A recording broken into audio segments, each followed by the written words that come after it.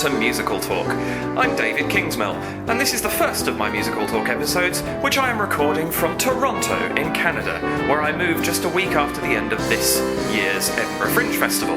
And it is about that festival which I am going to be talking today and next week as well, following on from Thoss's musings about the shows that he saw and the casts that he met while he was up there. I'm also going to try and match Thoss's idea of theming shows.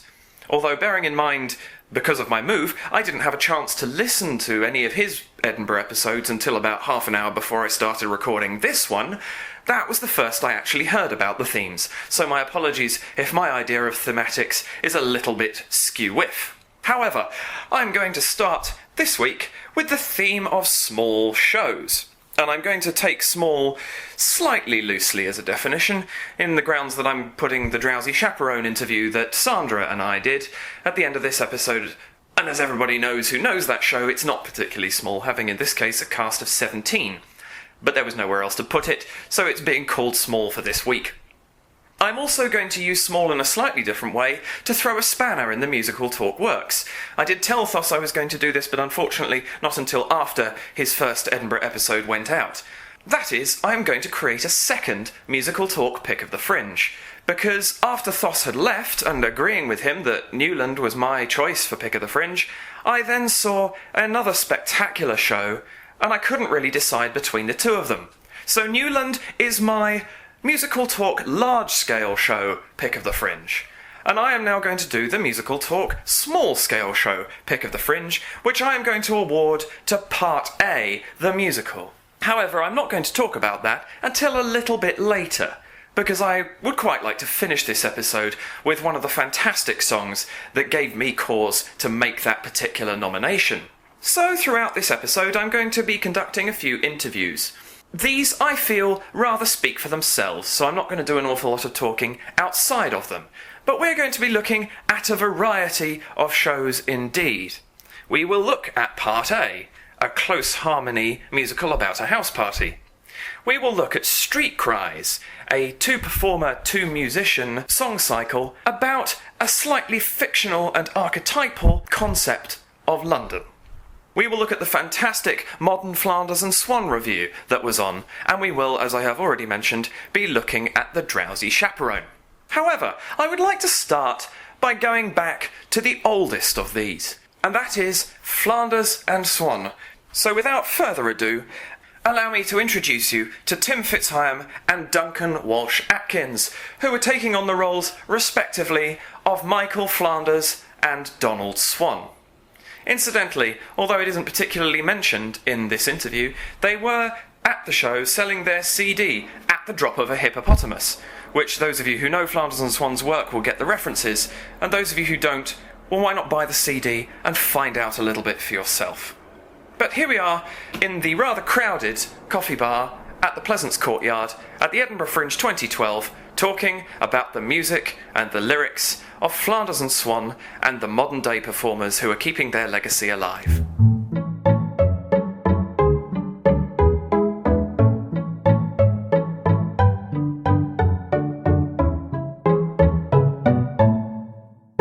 I'm Duncan Walsh-Atkins. I'm the pianist on Flanders and Swan. Tim Fitzhigham, and I do attempt to do some of the words. And this is a tribute review show to Flanders and Swan. Yeah, sort of. I mean, we've always been really careful not to be a tribute. I think it's different from a tribute in that we are not attempting to be carbon copies of the originals. Yes. And I think that's something that we were very strongly felt right at the start, was that we didn't want to do that. We love the music of Flanders and Swan, and what we hope the audiences get from the show is that they come in, they see two guys who don't look dissimilar to Flanders and Swan anyway. No, indeed. I mean, essentially, you look quite like Swan, I look quite like Michael, you sound quite like Swan, I sound quite like Michael, just by fluke anyway. Yeah. So there's sort of, there are a lot of similarities. I did live in Kensington, famously where Michael lived, and so there's an awful lot of just very similar. You went to Oxford, which is where, of course, Swan went to, and so there are an enormous amount of similarities between us and them as people, but we didn't want to be like some sort of carbon copy attempted, tribute thing. We just really wanted to let the songs speak for themselves. That was what we were sort of aiming at in the beginning. Sure. Hopefully we achieve it, who knows? Well, I certainly think you do. Of course, one of the differences which immediately marks it out as not being a carbon copy, which is almost the most immediate thing I noticed, is the fact that you yourself, playing Michael Flanders, don't try and come on in a wheelchair. That's and right. You don't mimic his own physical disability, Correct. although you have quite a few of his mannerisms and the sort of over-exaggerated movements that he had in your performance. Yeah. So there is a heart to it. But so obviously it was a very clear distinction there that you're saying we're not them, we're just singing their stuff, we happen to sound like them and so on. Correct. I mean, first of all, I refused to watch the footage of Michael before we started the show. So the mannerisms are very much me, but it seems that, again, as you've just picked up, they are remarkably similar to Michael. However, with the not being in a wheelchair, Michael, of course, was famously had polio and was in a wheelchair. Indeed. And was an incredible disabled campaigner and was awarded the OBE. But myself, the estate, the family took the view that he wasn't in a wheelchair originally, and he would not perhaps want to be remembered specifically for being in a wheelchair. He would want the songs really to do the talking, I think. Yeah. That's very much the feeling that I got from his family and from the estate, and I think that's the right call. In that, yes, he was a wheelchair user, but of course there is footage of Michael Flanders very early in his life, before he got polio. Yeah. There's very early black and white films where Michael's got a bit part, and he'll just walk on at 6'4" or 5" or whatever he was. This incredibly tall, debonair. Didn't realise he was that tall. He was a really tall man. Walk on, go, here's the note, sir, and then just walk off. And you kind of glimpse it and go, my word, that's Michael Flanders. That's Michael Flanders with no wheelchair. Wow. And he was, I think, lining up to be quite the film star. And then, of course, tragically got polio, and Yes. thank goodness in a sense, because it led to the songs, which may never have happened. Absolutely. Had he become, the next, I don't know, Spencer Tracy or whatever. And it does, of course, it did lead to, I think, the greatest review we ever received from the Times. And it said, Tim Fitzhigham is surprisingly erect. Which I think is probably the greatest review I've ever had. That was a lovely review. I think Excellent. It was the Times. It might have been the Telegraph, but anyway.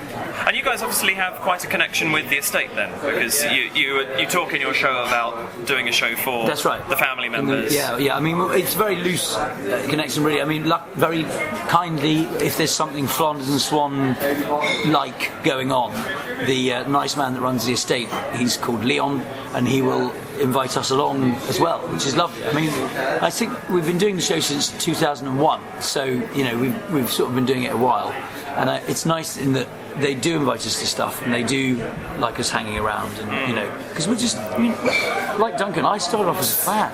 I mean, that's the starting point of this. Is I really loved the songs of Flanders and Swan, and I'm sure like you, Doug. Yeah. Oh yeah. And we just can't believe we get away with being allowed to do them every day. I mean, it's just a real joy. Even if you've had a shocking day, you arrive on that stage, open your mouth, sing something like the Gas Man or Hippopotamus or Gnu, and you can't help but go back to being 5 and go, I love this. I really love this. Yeah. I'm so lucky. Yeah, absolutely. Still sort of get that. Did you guys grow up with it? Because I remember when I was about 4, the first 2 tapes I was ever given of musical theatre related things was a tape of Gilbert and Sullivan, just a mishmash, and a recording of At the Drop of a Hat. And I loved it at the time, and I don't think I have ever stopped it. The only time I ever stopped was when the tape broke, which was a horrible day. And I then replaced it with CDs, and I've listened to them ever since. You've clearly got discerning parents. That's what it is. Well, indeed. But no, it's exactly the same. The GNU song is my earliest childhood memory, apart from swallowing paint. So that's genuinely, I don't remember much from when I was tiny, but I do remember swallowing paint, and I do remember the GNU. Yeah. And those two things, so they must have been around my head when I was little, all the time, I guess. Yeah. And I loved it. And what brought, those, particularly those people who've purchased the Hat Trick box set, which has a little bit more about the history of them, will know the rough idea of how Flanders and Swan came to be. How did Fitzhigham and Walsh Atkins come to be? We worked very briefly in passing on a long-running sketch show in London called News Review. Right. Which is a constantly updated current affairs show, and I came in just for a couple of nights on the run that Tim was doing back in the late 90s. The musical director got ill for 2 days, and Duncan just jumped in keys. So I'd played for them before, and then I cast Tim in a show I did for the Fringe in '99, which was Noel Coward, which is it was a larger cast. It worked very well. But Tim, lovely show. It was a great show, yeah. And then we ended up, but Tim and I did our own two-hander version for evening with Noel Coward, just a couple of times for charity events and things like that. And actually, we had an idea that we might try and tour Coward, but in contrast to what Tim was talking about earlier, the Noel Coward's estates and representatives are quite tricky to deal with. Right. And that it just wasn't feasible in the end. And Tim had the idea of trying Flanders and Swan instead. And it was an obvious thing to. It was an obvious choice, really, because of the nature of the relationship. Two blokes with a piano doing funny songs. Flanders and Swan was an obvious choice, and as Tim was saying, both of us had grown up on it and knew a lot of the material already. And we tried it out first for a couple of charity events. Then it was great because it was your gran, wasn't it? Duncan's granny lived in Sussex. Yeah. And she used to raise a lot of money for a local cottage hospital. And she had she been in the West End? Long time ago, she'd been a dancer. Yeah. Okay. And so, but she always had the same language as a West End producer, even in Sussex. And so she goes, excellent. Lads, you must come down. I think I can guarantee you a sellout. I think I can hold the house. And and so we'd all arrived down, and we did the Noel Coward, as Duncan says, first off, and then the next year. She said, lads, I don't think I can sell Coward again. I don't think the audience will stand it. And have you got anything else? And so that's when we came up with Flanders, wasn't it? And we did it down there first. And it was, the hospital was still standing, so hopefully we did all right. Was the plaster cutter? Is that what we got? We got a plaster cutter. Flanders and Swan gig paid for the plaster cutter. Nice. May or may not still be going. That's brilliant. I didn't know that. Excellent. Really Excellent. That's a proper bit of our history. I didn't know that. There's a lot of people with plaster taken off. Yeah. Who would have had to walk around with plasters on permanently if it hadn't been for that gig. That's great. Fantastic. Well, one other thing, of course, is there aren't that many Flanders and Swan acts. There's was it Armstrong and Miller, I think, did a sketch on at one point in time, didn't they? They did a skit on it, but people actually performing the material. No. There's very little around. So what's it like, kind of being? Obviously, that in that sense, you're almost champions of the material. Well, we're the longest running. There have been a few others. There's a chap called Stefan Benarchek who's also a composer, quite a well-known composer, and he did a one-man version of it. And he's actually a friend of Leon, who represents That's right. right. So, he's very, very tied into the estate as well. He's a great guy. His show is very good. I haven't seen it. I saw it. Yeah, no, it was brilliant. I went to see it because we were doing our sort of show and putting it all together, and then he did this brilliant one-man version. But I said to Duncan, I think we still have got something to offer because there's two of us, and he's very much just doing one, and he was just sitting at the piano, introducing the songs, and then playing the songs, and there was none the banter, which to me was so, the sort of badinage between the two of them, which was such a part for me of Flanders and Swan. Was obviously not there just by nature of him being on his own. Yeah. And so I said to Duncan, well, I think we still have got something that we're doing that is different from what he's doing, so I think we should keep doing it. I don't think he toured, did he? No, I think he did London, whereas we did a lot of touring. Right. Anything from the big receiving houses to village halls. We did a lot of rural touring, going into village halls, community centres. So because we were prepared to go places that no other Flanders and Swan act would. Indeed. But very much in the spirit of Flanders and Swan. Yes. Anywhere they'd drop a hat, we'd play. Yeah. Which was good. We had some crackers. Yes. There was that one where we arrived and the piano had a mouse living in it. Yeah. Remember that? Yeah, that was the one where you put your foot through the stage. That's right. That's right. That's right. Oh dear. In the middle of nowhere, I collapsed through the village hall floor, and you found when you played certain notes that a mouse flew out. was a great gig. There must have been added entertainment value, perhaps not planned. Somewhere in Lincolnshire, we were the last gig to ever use that particular piano because the technician sort of dropped it off the front of the stage. Dropped it off the stage after the gig. We literally. No! And Duncan went, I think that went quite well. And then there was the sound of this piano just dropping down. And the technician just in my went, I don't think we'll be using that again. So we finished that off. It is one of the most extraordinary and heartbreaking sounds, I think, to hear a piano die. Yeah. I've heard it twice in my life. Have you? It's a little bit of me dies when I hear that sound. It's There you go. Tell me, Duncan, because the two of you take the songs at quite a lick, and certainly from the recordings that I've heard of the material, you take it quicker than that. Yeah. Now, having got the songbook and played through these songs endlessly myself, they're not the easiest piano parts. In the world, depending upon your style, of course. No, although I think to perform these kinds of songs, you have to work out your own parts, really. I mean, of course. Swan was playing it how he felt it. He'd written it, obviously, and he played it in a way that worked for him. The published versions are not his original manuscript. Those were transcriptions done by his friend Leon, in fact, the chap we were mentioning earlier. Indeed. He published the songbook that came out in the 70s. And at times, quite often, not using some of the flourish that Swan would put into the pieces. Yes, well, it's a very cleverly written, very cleverly scored book, because it is accessible to many pianists and also to children. I think Leon realised that probably a lot of young people. I bought it. I was bought it when I was 12 or something, and it was great because I think I was about the same, probably. I could actually play it, whereas I couldn't. Certainly then could not have played what Swan was actually doing, which would only have been a one-off that night anyway. Yes. That's the interesting thing, isn't it? Because we have had occasionally people coming up to us and going, "You've said a different word. You've said a different word," and you think to yourself, well, Flanders and Swan sang different words most nights, and Michael would write a new verse, Swan would write a new arrangement, and so the recordings were taken over 4 nights, actually by George Martin, who produced the Beatles. A bit of trivia.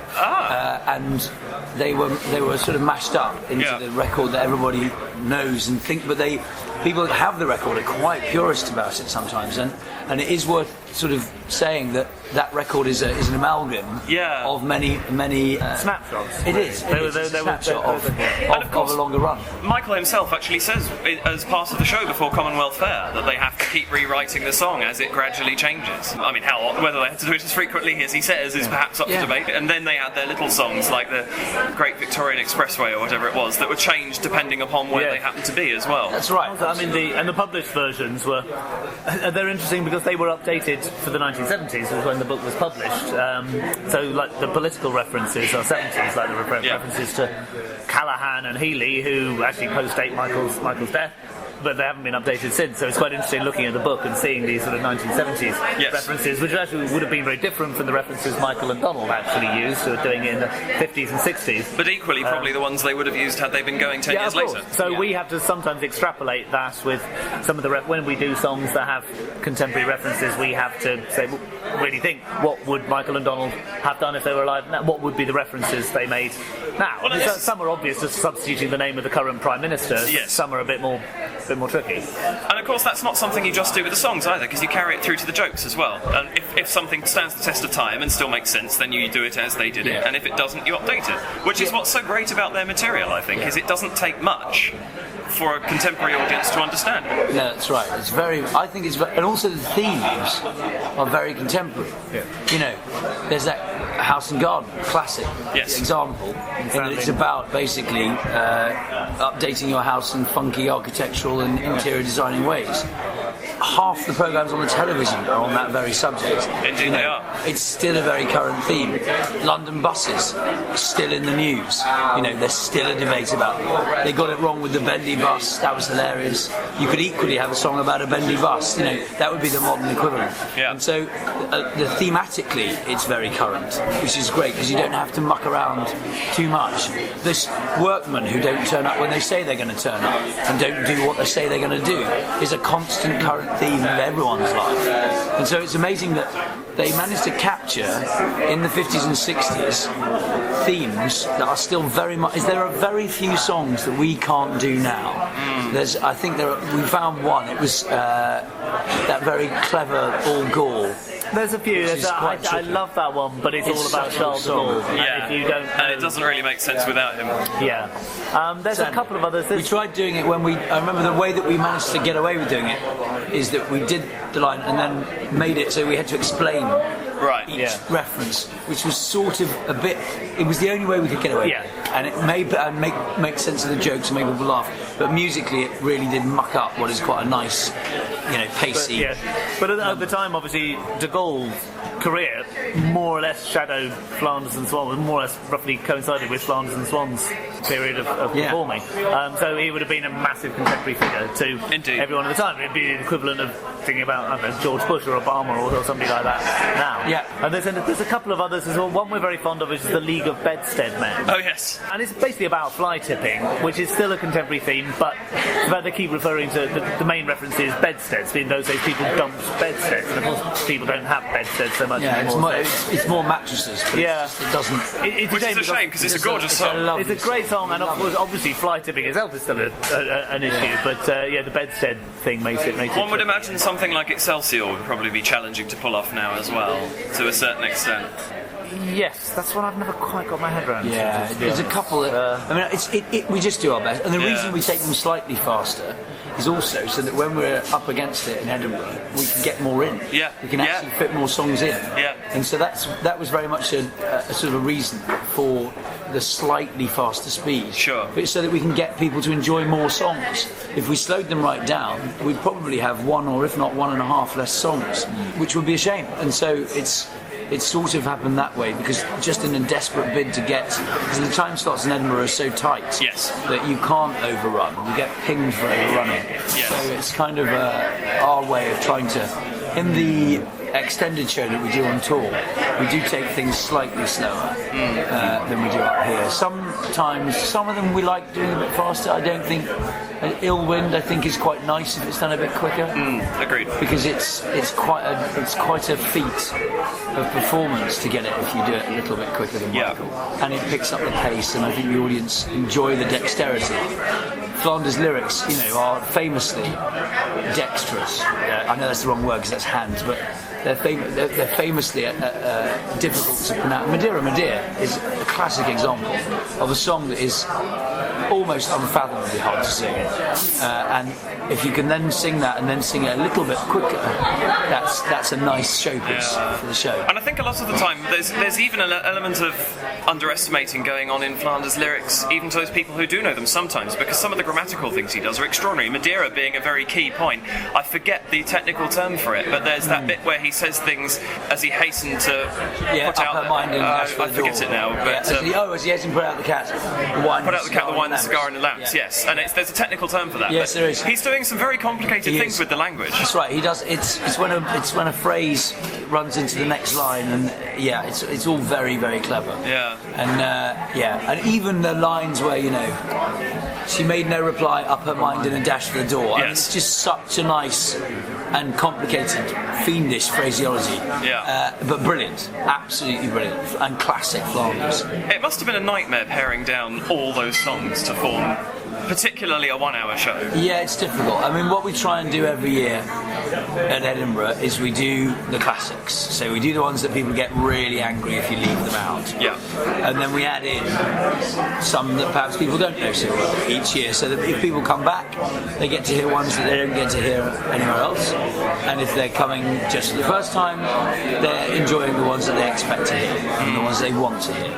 And that's very much what we've tried to do each year, isn't it?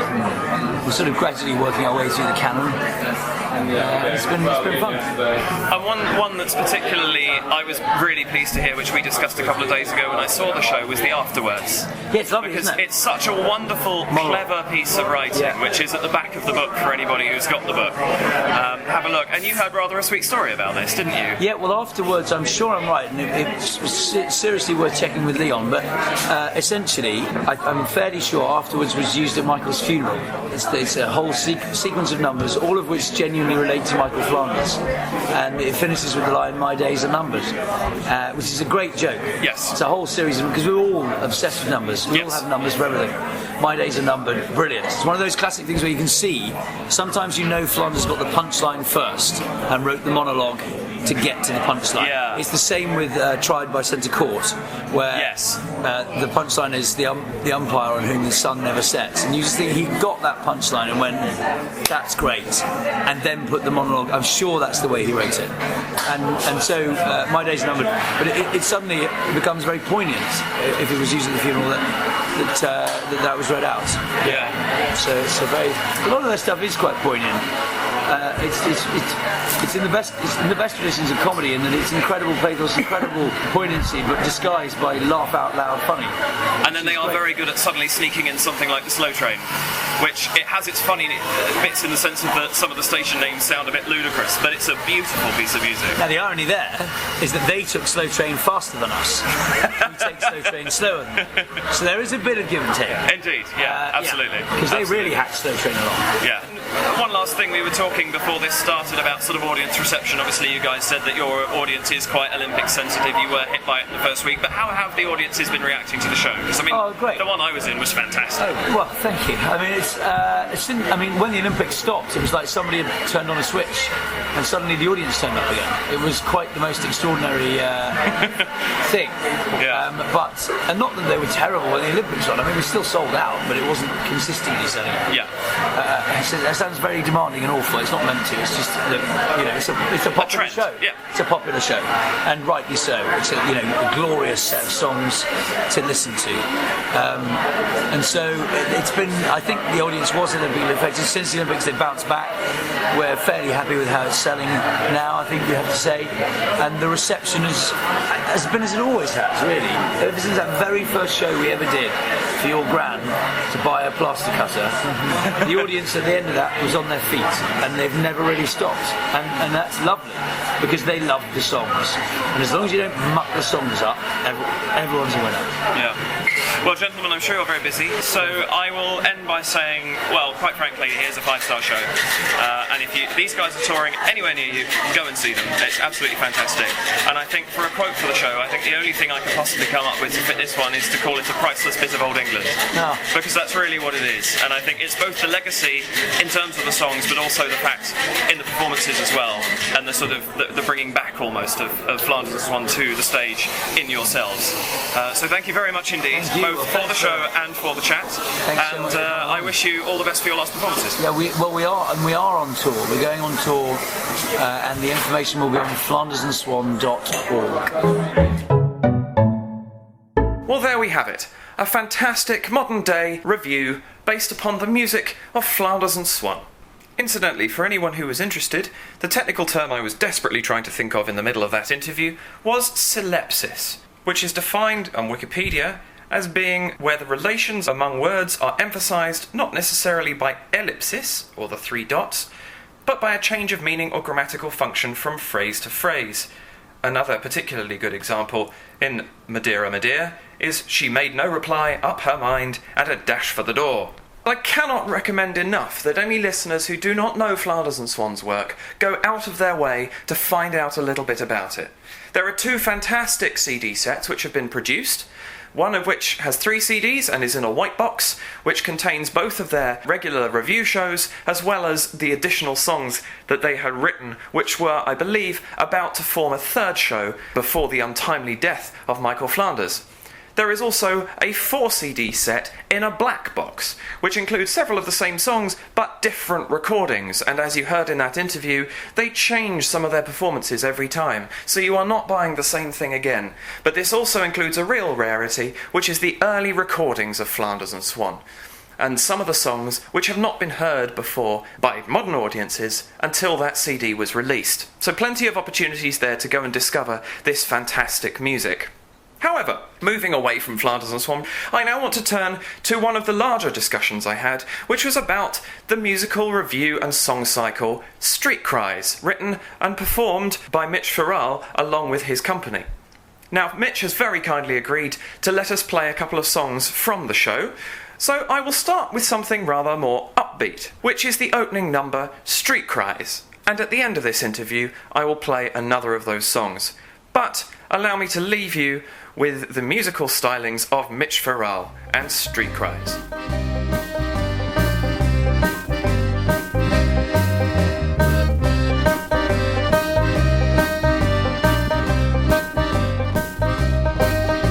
In the market squares and alleys you can hear them selling what it is they have to sell.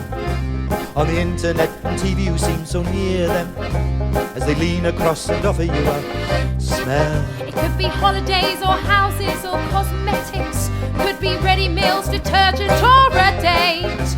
They'll be ready with a grin, enticing you with spin to sign away your money and your fate. Street cries, hollow street cries, on the billboards and the subways and the towns. Street cries, empty street cries, promising a paradise of flowers. Street cries, nasty street lies, along the motorways and dark and night canal. Street cries that will haunt you, street cries that will taunt you, street cries that foretell a living hell.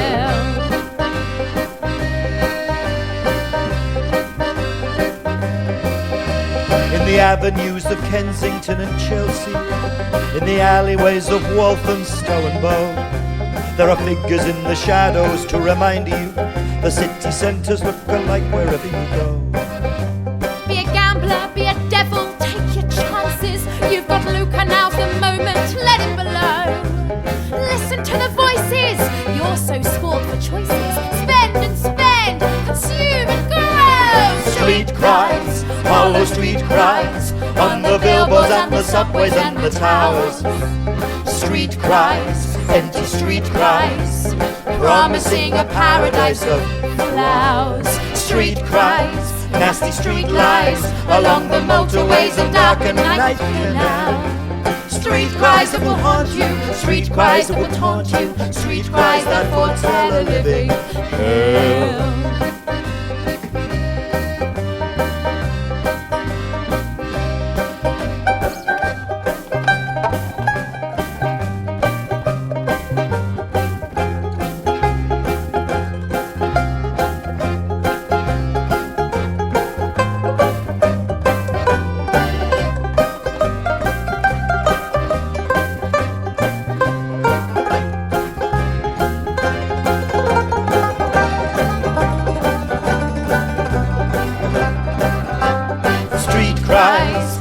Street cries, on the billboards and the subways and the towers.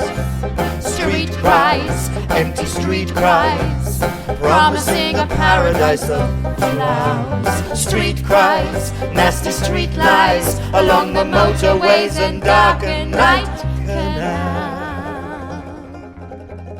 Street cries that will haunt you, Street cries that will taunt you, street cries that will mock you, street cries that will shock you, street cries that will shake you, street cries that will break you, street cries that foretell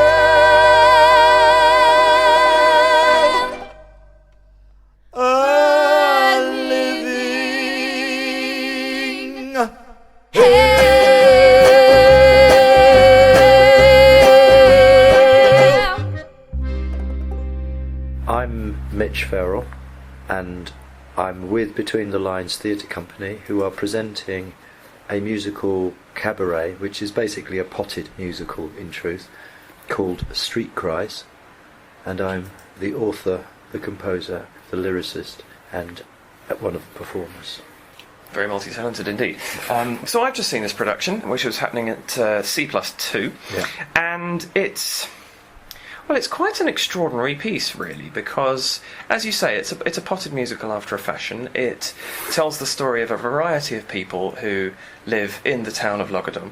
Yeah. It's a sort of contemporary setting. You've stated in the programme it's sort of based similarly on Undermilk Wood, so it's got a little bit of inspiration, but all of these people they become real people throughout the course of this piece. There's a lot of personification going on in this, a lot of description. There's some beautiful description in this. What inspired you to write something of this nature? Well, Logadom is obviously a semi-mythologised London, which is partially disguised because it's a mixture of real place names and imagined place names. Indeed. But I suppose the original inspiration is having lived in London. The secondary inspiration would be liking Dylan Thomas and the way he wrote, which is in that modernist vein with which I also associate a kind of line of James Joyce and E. Cummings, and coming right up to the beat poets, I suppose, and Allen Ginsberg and people like that, which is a playfulness with words, just playing with words. So that's what I'm attracted to. And I just thought, wouldn't it be naughty to kind of mix the two, like into a kind of undermilk London, with a sense of irony of transposing that notion, that playfulness from a 1950s Welsh fishing village, which is slightly idyllic, but with lots of hanky-panky going on, obviously with Organ Morgan, etc. Yes. So there's, even within Undermilk Wood, I think there's quite an intense undercurrent of sexuality and village politics, if you like. And I've just tried to play a little riff on that idea, but it's now London from dawn till dusk. The dreamscape, again, those characters that I would call, I mean, in some of the reviews we've had, obviously some reviewers have got the notion that they're a bit stereotyped. I think that's missing the point. What they are is archetypes. So it's a bit like saying your cheese is a bit cheesy, to say that any archetype is going to be a little bit stereotyped, because that's the point. Yes. It's not naturalistic. So they are archetypes, and hopefully and they have to be recognisable fairly instantly, because each character has probably 4 to 5 minutes on stage to present, to make a point, to sing, and to go. Because this is a 50-minute production. You don't have the luxury of being able to take 10 minutes to set a character up before they have their sort of key song, if you like. You do have to present them straight away. Yeah, and hence I wanted to do it in that poetic way, where you can be fairly direct and go for the jugular with that playfulness of words, and just but to keep the interest, because you're not going to be able, you can't take 20 minutes to be subtle about presenting Chelsea Girl in a rounded way. It has to be fairly has to be very to the point. And so I thought that's an interesting, just as in Undermilk Wood. I mean, you could say the characters in Undermilk Wood are slightly stereotyped, but again, they're meant to be. There isn't much that's that subtle about Organ Morgan, is there? Do you know what I mean? It's that's the playfulness. Yeah. That's the point. And what's important to me in the piece is the connection between the characters, and that's where the piece, I think, and one reviewer correctly picked up, it is didactic, it is political, it is about the position of each of those archetypes within the system. So you've got the old man, the Essex girls, the Chelsea girl, the city boy, the suburban couple who've got lots of bills they can't meet and can't pay, etc., etc. So it and the homeless couple. So you, within that dawn to dusk 1 hour, you locate the characters in their place in this city, that where obviously we all cross paths at some point. You know what I mean? So, well, in many ways it is. I mean, as you say, it's dawn to dusk on the day. It's a cross section of a city. And I mean, you get that. Obviously, anybody who knows London will get that London is a heavy influence on the piece. Yeah. But it is. You've got the emotional. Obviously, there's all the emotional content. There's a lot of sexuality under it. There's a lot of. I don't want to say pain. That's the wrong word. But there's a lot of darkness behind these characters. I mean, very few of these. Not meaning this to put anyone off, because don't be put off by it, but not many of the characters are particularly happy people. No. And even if they see themselves as happy, their lives are, there's the slightly optimistic girl going for the job who's talking about taking ecstasy. And so there is that darkness behind each one, and then obviously there's the archetypal nature of their being as well. It's a cross section of a city. Yeah. And I think that what actually this show's done really well is it's given you the opportunity to sample and to actually dip into the sort of lifestyles that you may see and ignore, or may not come into contact with in whatever shape or form, and presents them and says, well, look, here's another type of person, and these are the people who are all around you. Yeah. Which I think actually makes it, in its almost heightened approach, gives it a sense of reality, and gives it a sense of something where you can really ground yourself in this world, even though it is slightly fantastical. Well, it's nice of you to say so. Yeah, I hope so. I hope it's like that they're recognisable. I mean, you said about the happiness. Probably the happiest couple are the totally hedonistic, materialistic city secretaries, the Essex girls, inverted commas. Yes. You're just out for a good time. Absolutely. And there's probably a reason for that, because that's what our society is geared to. They're bound to be the happiest, because that's the way everything is channeled. And how everything seems to be measured as well. Yeah, exactly. So this is a show with an attitude. I'm not trying to be balanced. It's completely unbalanced. I would actually prefer that somebody came to this show and got the point of it, but disagreed with every single word I said, but at least they got the point of it, and then we could have a good chat in the bar afterwards about where we disagreed. It's meant to stimulate. Sure.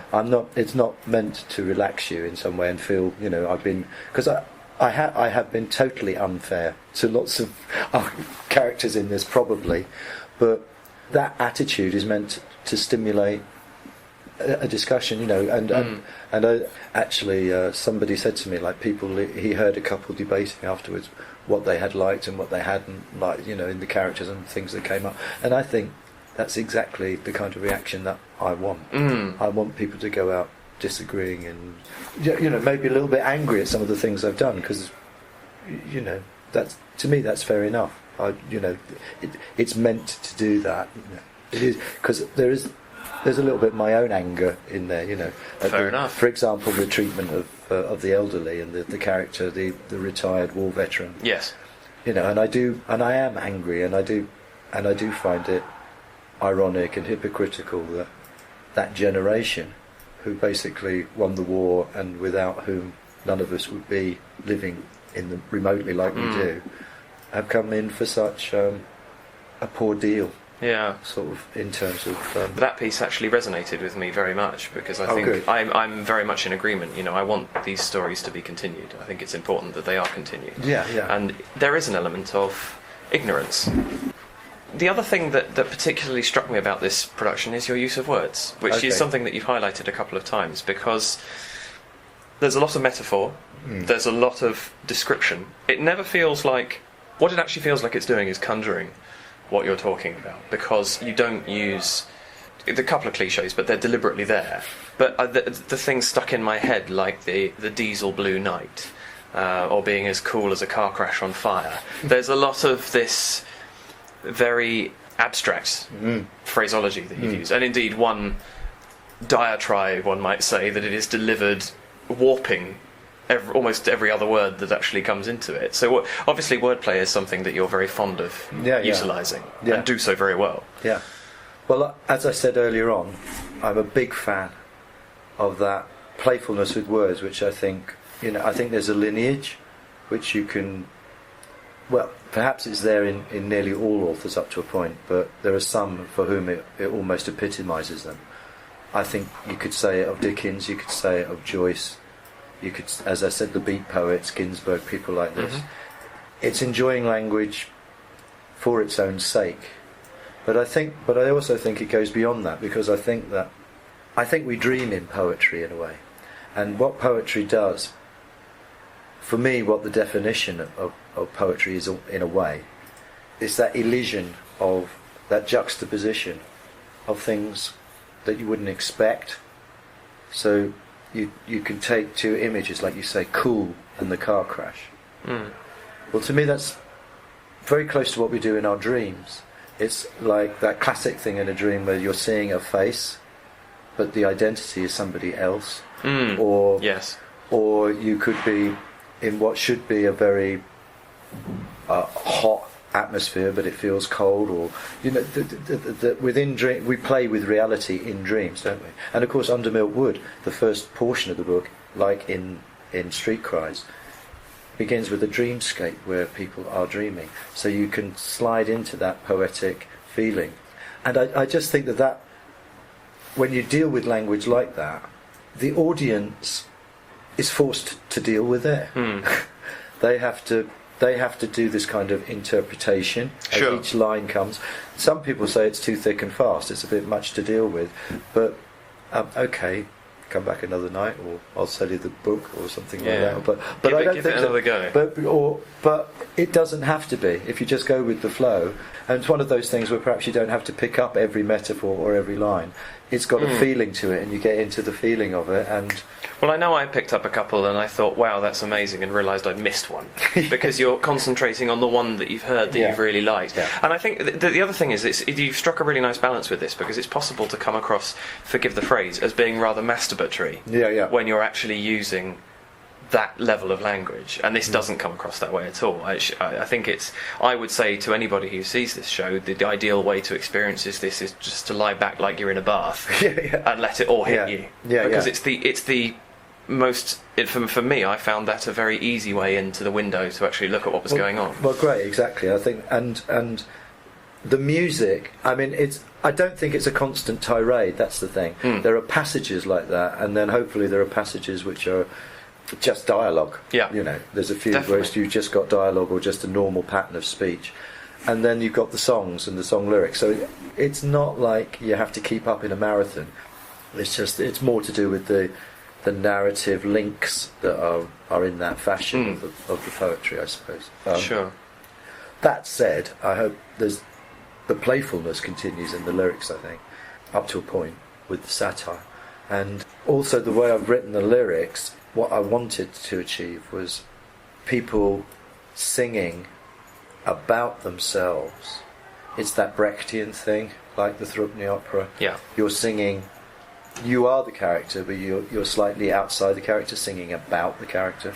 So it's not the Chelsea girl being the Chelsea girl as she would be. She's singing about what's really going through her head that she would never otherwise say. Of course, and so the songs are slightly confessional, and also just that irony of somebody sort of letting out the truth, like, and the couple caught in domestic violence, the argument between them about their loveless love life as it builds to a crescendo, and the violent husband lets out this torrent of very nasty imagery of what he likes to do in his spare time, building up to an act of violence against his wife. It starts, I think, quite comical, but it's like a Punch and Judy scene, and after all, Punch and Judy is a children's comedy based on domestic violence, basically, isn't it? It's very true. So it has that music hall Punch and Judy element to it, but again, it's that inner life coming out. It's that, they would never say this really, but they're saying it about themselves to the audience, like a confession. And each of the characters is a bit like that. And also, for example, the general and the politician in the tango, the reality of the relationship between the military and politics throughout the world. Absolutely. Well, let's talk a little bit about the production itself, because obviously you have 4 people who are on stage throughout this, 2 performers and 2 musicians. So it's very minimalistic, but everybody is extraordinarily varied. I mean, in terms of instrumentation, there's 2 people, and I think I counted flute, keyboard, accordion, banjo, guitar, percussion. I think that was it. I think you got there, but it's a phenomenal amount of instruments by 2 people, and obviously 2 performers playing a variety of characters, and all actually, I think, very smoothly transition with simple changes of clothes, just to identify, but clear enough to identify, okay, here's somebody new, here's somebody we've seen before. You're not surprised when the 2 girls out on the town come, there's no who's this, because they have their 2 handbags, and you know who they are. So how do you go about creating a production that has so much in it from so few people? Well, I think the first answer to that is that it is performer, and when I say performer, I include the musicians. Yes. Performer based. So it's a very minimal stage. So everything comes from within the characterization, and again they are archetypes. So it's not like we're trying to create a fourth wall here or some kind of naturalism. It's very much stepping into the character, and then instantly you must know who that character is, almost like a mask show or a puppet show. It's got that kind of instantness, instant quality. That's what you're looking for, which is a very Brechtian thing. It's that, I know that's a bit old-fashioned now, and I don't know that he's that flavour of the month, but post-war, I mean, the Berlin Ensemble sort of knocked the socks off of the whole of Europe and America when they first emerged post-war, with this notion of a theatre that doesn't try to be real, inverted commas, or naturalistic, but in a way I think harks back to an almost medieval tradition, Commedia dell'arte, or the travelling players of medieval times, the miracle plays, that kind of thing. It's very much instantly quick costume change. Now I'm the devil, now I'm an angel, now I'm... And I was just about to say, actually, it's an adaptation of almost a Harlequinade. Yeah. Because you had your four couples in the Harlequinade. You looked at what they were wearing, you knew who they were, and they adopted the character of that person. Yeah. And, hey presto, there's your performance. Well, the final line of the penultimate song is "Life is a Masquerade," yes. which is sung by the husband who's wandered down to Soho, and in a rather nasty, ironic joke has picked up his own wife, and they the couple I talked about earlier, Punch and Judy couple, have finally consummated their romance, but without knowing that one was the prostitute and one was the customer in Soho. Yeah. Which is a nasty joke, I know, but it is itself a metaphor, if you like. And again, that last line, "Life is a masquerade," this wearing of masks. And again, you could say that about the piece, that what each character is intended to do is to reveal behind the mask what's going on in their heads before they pop the mask back on. You could almost do it as a mask show, I suppose. There would be another way of doing it, but we do it with coats and hats, basically, coats and hats. But there is this element of masquerade about the whole thing, and that's one of the points of the play. It's a comment on the masquerade. Yeah, it's almost both an emphasis and a contradiction of, was it Oscar Wilde, who said, "Give a man a mask and he will tell you the truth." Yeah. And at the same time, these people are telling this truth behind the mask of being in a theatre, and yet what they are essentially doing is taking the mask off. And going, "Hi, look at me. This is who I actually am, even if I don't admit it to myself." Yeah. But importantly, it's not objective. It is the author. It's the author's attitude that is there, which brings me back to that point about, this isn't intended to be particularly balanced or fair or rounded or subtle. It's there's an attitude behind each monologue and each character, and it's meant to be there because I'd like people to come out and talk about it, talk about the issues that are raised, and perhaps like some of the things I've said and not other things, but it's meant to stimulate. That would, I think it definitely succeeds on that ground. I definitely came out sort of thinking to myself, I don't think none of the characters is particularly overly likeable in the sense of they all have their flaws and they all have something. I think every one of them has something that you can relate to and something that you can take against them. Which I think is what gives them that both the fact that you get that conversation afterwards and the fact that you get a superficial presentation of an extraordinarily deep character, because you do have that 5 minutes, and yet that 5 minutes is actually revealing somebody who could talk to you for an hour without repeating themselves quite easily, which I think is so I think it's very much succeeded in being one of those shows that's going to be a talking point for people who come to see it. And I like that kind of theatre. I like coming out and not being entirely sure what I think about some of it. Yeah, for sure. Hopefully. For example, the war veteran and his sad little ditty and monologue about being he's basically headed for a rather unsatisfactory nursing home, and currently lives in a tower block surrounded by hoodies. Is followed by the hoodies, who again are ironically singing about themselves, which is followed by the pomp and majesty of what goes on in Whitehall and Westminster, where, which I think is almost guaranteed to offend a certain portion of the public. I don't know, but the point being that what I'm satirising is the pomp and what I regard as the hypocrisy that. And I'm happy to say that because I'd be happy to talk about it. Somebody else may take a different line and think that there's a place for this ceremony and that perhaps we still need all these weapons because it keeps us safe or something like that. Whereas my stance, and it is a stance, I think it's clear, is that building up weaponry, like the general says, never again until the next one. And after the First World War, there was never meant that was the war to end all wars until the next one. Yes. And now we've had the Second World War. Well, when's the next one? And it's almost like we're building up for that. Well, we are building up for that because there's more weaponry in the world now than there ever If there wasn't was. going to be another war, we wouldn't be creating it. Yeah. And my experience of genuine war veterans that I've met is that they genuinely would not want our generation to experience what they've experienced. Agreed. That those people actually genuinely did perceive what they did as a war to end war. Yes. And so it unnerves me to some degree that we take on these ceremonials almost with a celebratory tone. And I think that worries me. That worries me. And even on a simple level, as several commentators have pointed out, actually, the militarisation of royalty this is very new. I mean, Queen Victoria did not wear a military uniform. This is very much a 20th century thing. It goes back, I think, to George V and then George VI.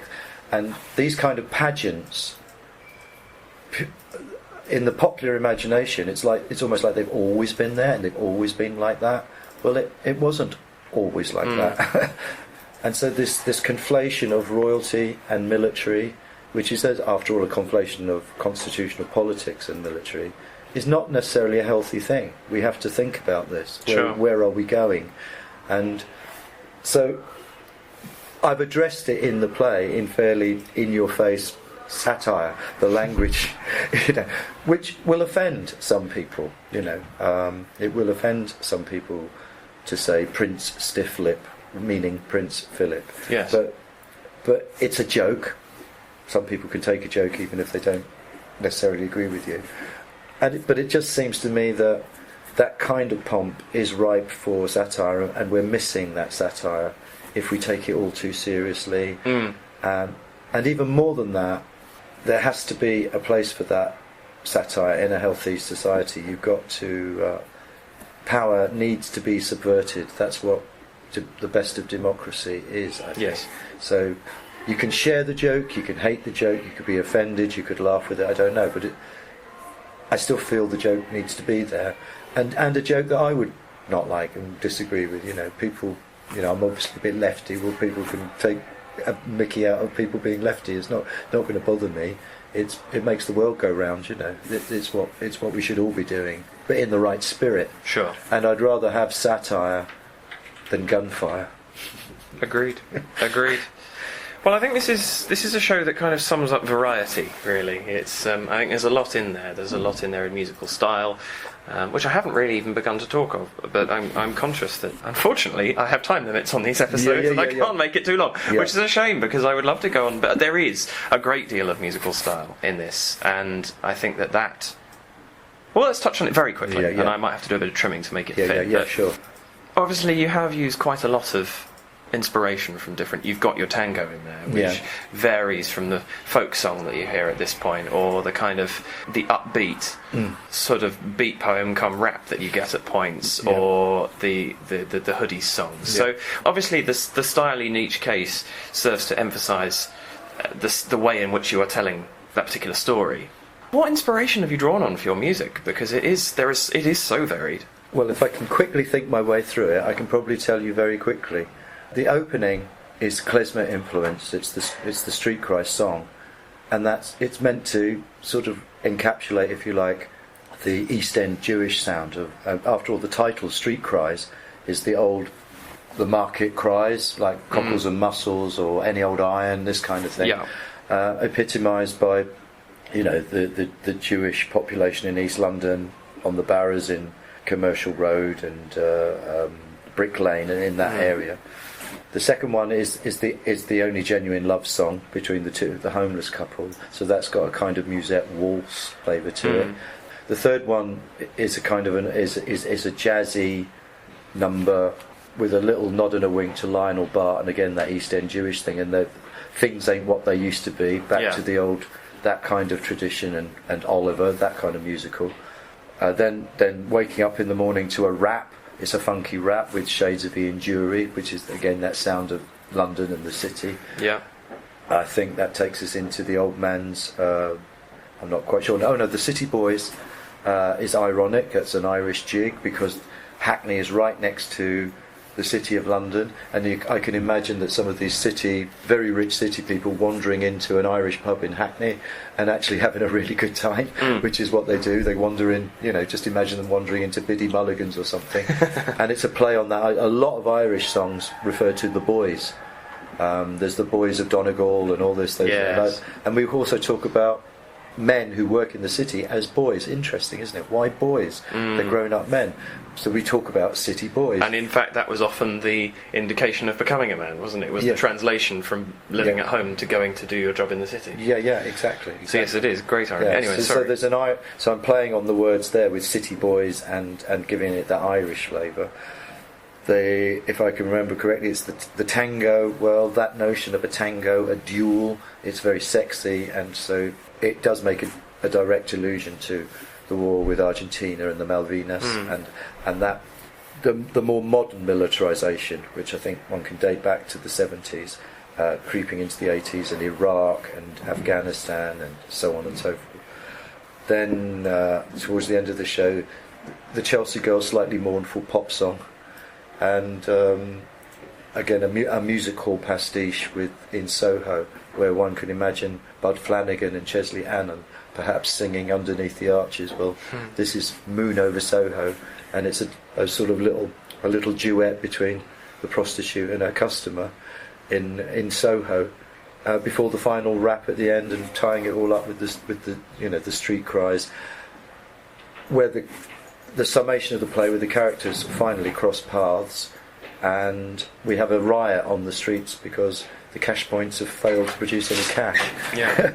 And which is pretty close to what could have happened a few years ago with the meltdown.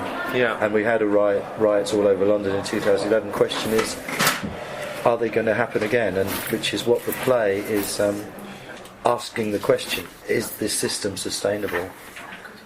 If we want to avoid a bit of a catastrophe staring us in the eyes. So, amongst all the comedy and the playfulness and the music, there's a serious point I'm trying to make with the final summation of the piece. And the musical influences, a whole mixture of stuff and styles, but that's what a modern city is. That's what London is. Absolutely. You go around London and you listen to the music coming out the windows, you're going to hear Cuban salsa, you're going to hear reggae, you're going to hear a heavy metal, you're going to hear a rap, you're going to hear an Irish music coming out the Irish pub. Absolutely. It's what a big city is. It's a whole, and particularly one that is as cosmopolitan as London is in terms of both its ethnicities and its influences and But I think the reason why not London, why Logadom, why Logjam, whatever you want to call it, why mythologise it, because in a sense it's about modern life, and any big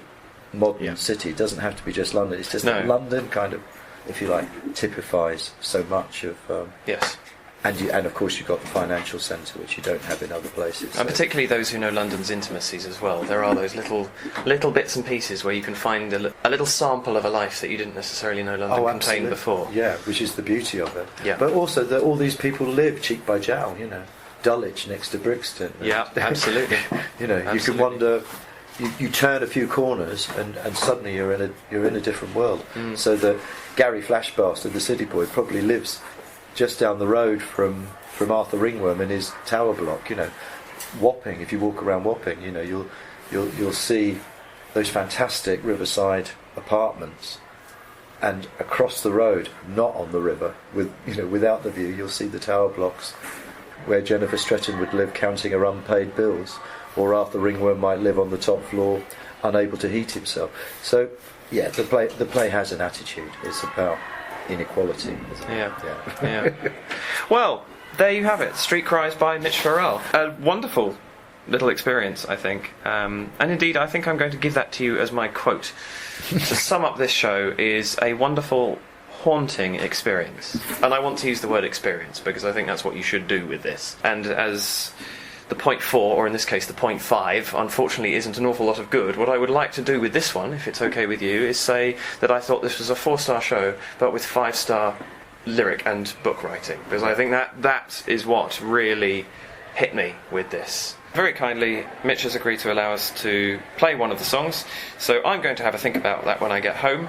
And now, listeners, please enjoy one of the songs from Street Cries.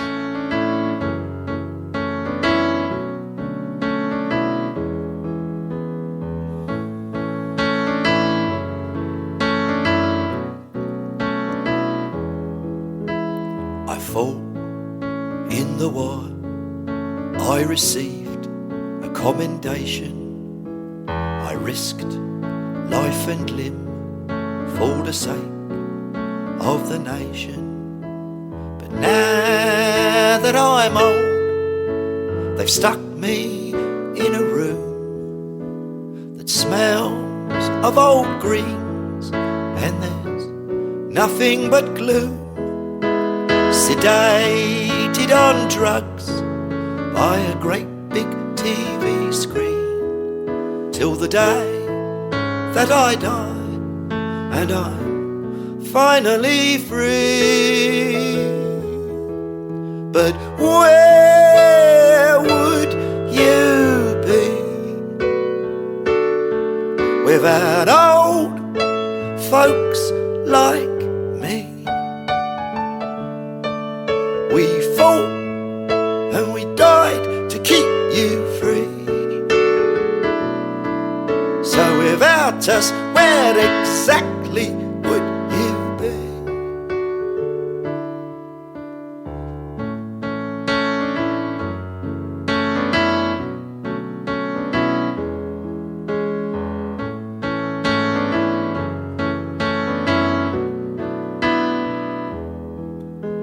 I paid all me life, me tax and insurance, believing that I'd get a fair pension and healthcare. But now that I'm old, they've stuck me in a room that smells of old greens, and there's nothing but gloom. Sedated on drugs by a great big TV screen, till the day that I die and they get rid of me. But where would you be without old folks like me? We fought and we died to keep you free. So without us, where exactly would you be? Well, you heard Mitch and myself discussing that during the course of the interview. That was Where Would You Be from Street Cries. And if you like the sound of what you heard, or you'd like to find out a little bit more about those discussions that Mitch and myself were alluding to in our interview, I recommend you check out www.betweenthelinestheatre.co.uk. And there you'll be able to find out a little more information and hear some clips from a couple more of the songs from the show. Now, to keep my alternating pattern going, from a new production to an established show being put on at the Fringe and the Drowsy Chaperone. I went to go and see the very last performance of this production with Sandra, who our Musical Talk regulars will know, and we managed to speak to one of their producers. One note about this interview: listen very carefully if you're planning to bring a show up to the Edinburgh Fringe about 15 minutes in, and you'll hear an exceptionally good reason why you should be on your game at all times throughout the Edinburgh Fringe. For these guys got something of a surprise visit.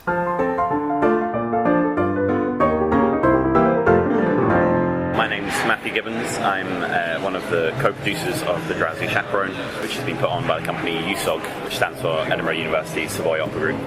And this is our maybe 10th or 11th year at Fringe. And for the last 6 years we've been selling out, getting 5-star shows. So luckily we managed to continue that trend this time. Well done. And I am here with Sandra, who is a regular to Musical Talk, as everybody knows. So we came and saw this production last night. Yeah. And first of all, we need to say thank you so much for being here. Yeah, absolutely. Last night, yesterday.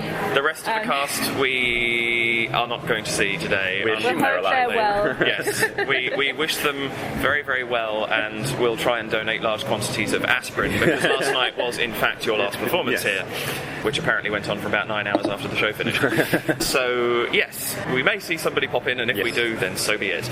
But yeah, so this was your final production, and very, very good performance, I might add. I mean, actually, firstly, what the decision to bring the Drowsy Chaperone here, because you were saying last night this was something you'd wanted to do. It's in a way almost a made-for-Edinburgh show, in the sense of it's an hour and a half long, minus the Nightingale in the middle. And therefore it fits in perfectly with that slightly longer Edinburgh slot. We're very pleased actually that it was proposed, because we open proposals, the company opened proposals, and then people come in and do it. And so we had various options like Little Shop of Horrors and stuff like that, which obviously Little Shop of Horrors needs to be big, and so that's one of the reasons why we chose to Drowsy Chaperone, because we knew it could be just right down to the very basics. Like we had just a gramophone table and a chair as our set, and so we knew we could take it right down. And it was just the fact that we knew if we could take it down with listen to music, it sounded great. And just the premise of the show is that it's all coming out of a gramophone, so you don't need it to be huge. And I think that really added to it, actually, the fact.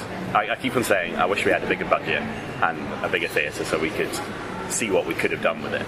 But at the same time, just doing the minimalistic stuff just seemed to really work. And I was just amazed at it. I'm so pleased that it worked out the way it did. You were in Paradise at St Augustine's, so you've actually got a reasonable sized space off the bat. For those who don't know the venue, it's a converted church, and so there's quite a lot of floor space, but also the raised dais is available to use as well. So you've got a decent size. You had a cast of, I think, 17, including the super, who only pops in very briefly. A band of 6 or 7. We're condensed from about 15. Our MD, Andrew McDevitt, did a great job condensing it all down with the band members. So some of them were playing 3 or 4 parts, and then they're just sort of taking the most important stuff out of that. So that we were very lucky with that. But we were quite worried, because although it's quite a big space, the band is in a bad area. It's sort of lopsided, and we were just worried about overpowering. And I think sometimes, depending where you sat in the venue, I think we did overpower singers occasionally, but it didn't come across too bad. I was sitting at the top nearly every night, and you could hear pretty much everything. So yeah, it's a difficult space, because last year I saw I Love You Because there, and my big complaint was the fact that the band was too loud. Funny enough, where we were sitting, I thought at a couple of points my complaint was that the band was actually slightly quiet. But I think that's an effect of the venue. And I think probably it maybe applies more to the drums, which I think, unless I'm very much mistaken, was an electronic set. It was an electronic set, just to save space and time. And it's all on mic as well. Yeah, it was all on mic. So the sound in this venue is very peculiar. But actually, I thought you coped with it remarkably well, because it is very easy to overpower that venue. And you're right, there were a couple of bits that were a bit tricky to hear the singers. But I thought you got the balance on the whole reasonably well. It was something we were trying, because we knew that it was a problem. We've been there, I think, 6 years, so we know the problems with the sound and stuff. So that was just one of our biggest things. We've got to keep the bands slightly down. But thankfully, we've got powerful singers, so they managed to do it. Now, one of the things about this show, of course, is that it is essentially a show of stereotypes. For those who don't know the history, this show was written in the mid-90s. and was actually a present for a stag party of Bob Martin and Janet Van der Graaf, who coincidentally happened to be the names of the lead characters. Funny that. And it eventually came off Broadway in 2006 into the West End in 2007. However, the point of writing the show was to write something that harked back to the 1920s.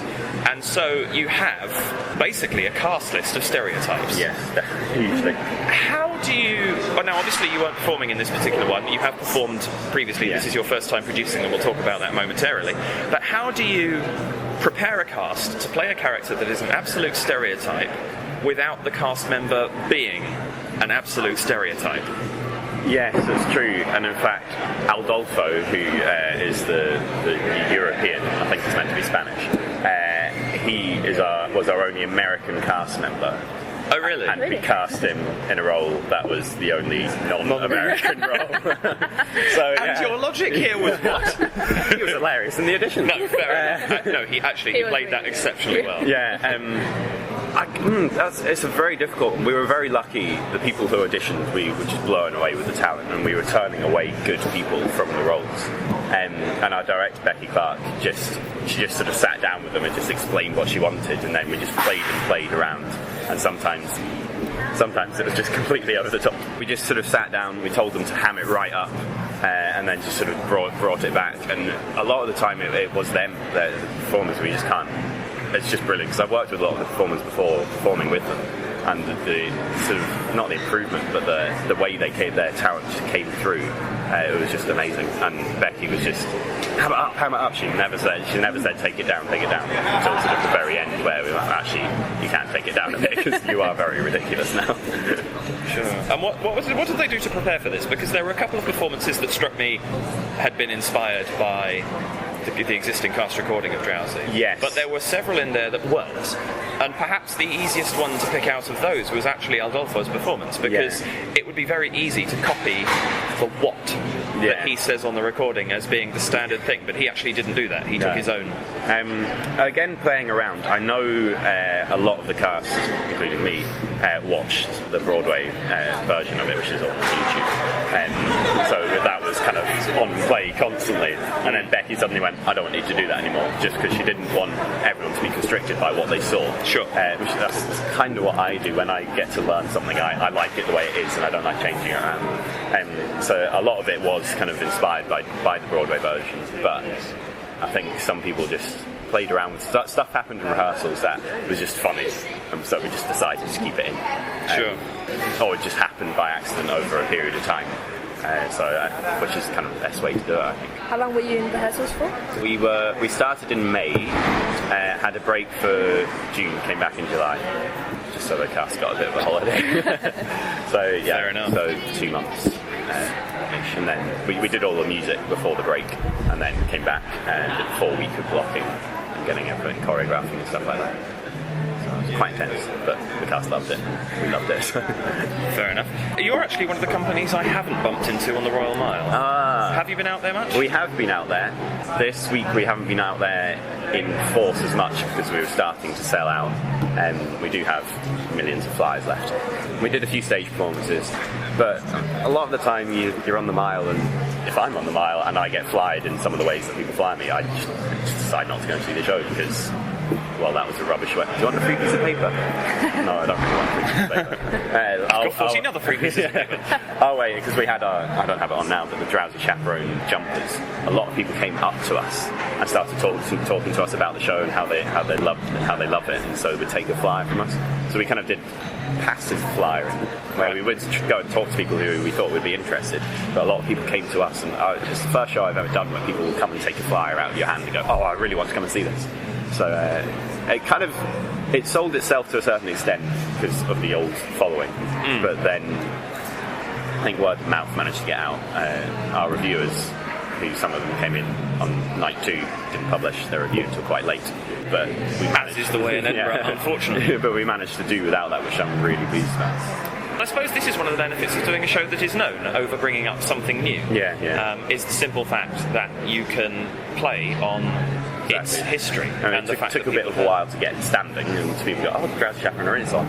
But after it cottoned on, then it shows. And it's one of those peculiar shows, isn't it, that is extremely popular, but not an awful lot of people have actually seen it. Yeah, I mean... either by choice or by simple, it hasn't been on. Yeah. It's not done terribly the West End version sort of flopped as well, didn't it? Yeah, I think a lot of amateur groups do it, but I don't know if it was on last year. I can't remember seeing it in the programme. I'm sure I probably would have gone to see it. All American High School did it 2010, I think. Right, sure. Okay. I wasn't up here then. But it's not done all the time. And it is, in many ways, an ideal Edinburgh show also because it is, yes, you have the focus on Robert and Janet, but it's featured ensemble. Yeah, there's loads of people in it, and we kept on realising we forget that it was sort of lots of little bits, like there's all of the couples, and they all have their little turn, so everyone gets done. There's no, obviously Janet is kind of the main role, and man and chair, because he's on stage all the time, but it's kind of spread really nice and evenly, so it's great to get as many performers through the Fringe experience as possible. Sure. Now, Man in Chair must be a very, very different experience, because he sits there. But it's all acting, though. Yeah, it is. He acts throughout the entire thing, just sitting there. But I think the big challenge of his role is, if you take the concept of show, don't tell, he blows that completely out of the water, because he basically sits there and spends the entire show telling you what is going on. Yeah. Obviously very well written, because he's absolutely hilarious, but that must have been an interesting role to develop, because he has the potential to torpedo the show if it's not done well. In this particular case, it was done superbly well. Yeah, we're so happy with how he came through. Obviously, all the rehearsal periods is a journey that everyone takes on. He was just huge, the journey from what he started with, which was really great, and he had the campness and he had the persona, but to manage to sustain that for the whole hour and a half and just keep everyone engaged and just stop everyone, and the action just stops, and the whole focus of the 110 people in the theatre is on him. And there's an awful lot of pausing for the ensemble cast, standing like that. a lot of freezing, which I hate freezing. We've done it before, and they did it in hilarious poses. I don't know if you saw the Drowsy Chaperones. Yes. Jess Barker's massive wide open face. Yes. Andrew was phenomenal. We couldn't have asked for more from him, and obviously we can't do too much. We can just go, this is what we need you to do, and try and help him that way, but he just managed to do it perfectly. We're so happy with him. In fact, he was he won the USOG Shield, which is for the cast member who just gives it their all, goes up and beyond the Call of Duty, because he was there doing all the flying and everything as well. But just his stage performance, we were blown away by it. It was really good. And he says that might be his last uni show, because he's doing law. This is his final year he's going into. He went out on a high. He certainly did. Yes. All credit to him for that. And now this is your first year coming up as producer. You've performed in the past, but you've come up this year and you've taken on the mantle of producer along with another newbie and a more experienced executive producer. What has that experience been like for you? Latterly, it's been really good. I've loved the experience latterly. It's been quite stressful. I haven't been, because we had co-producers, because we weren't all going to be around all the time. So I was away sort of in July during the manic rehearsal period. But before that, it was securing the rights and everything. And we actually, after we got the rights, 30 minutes after they phoned us and said, you've got someone else applied. So it was very close. So we're very, very pleased we got them. So there's sort of various stresses before.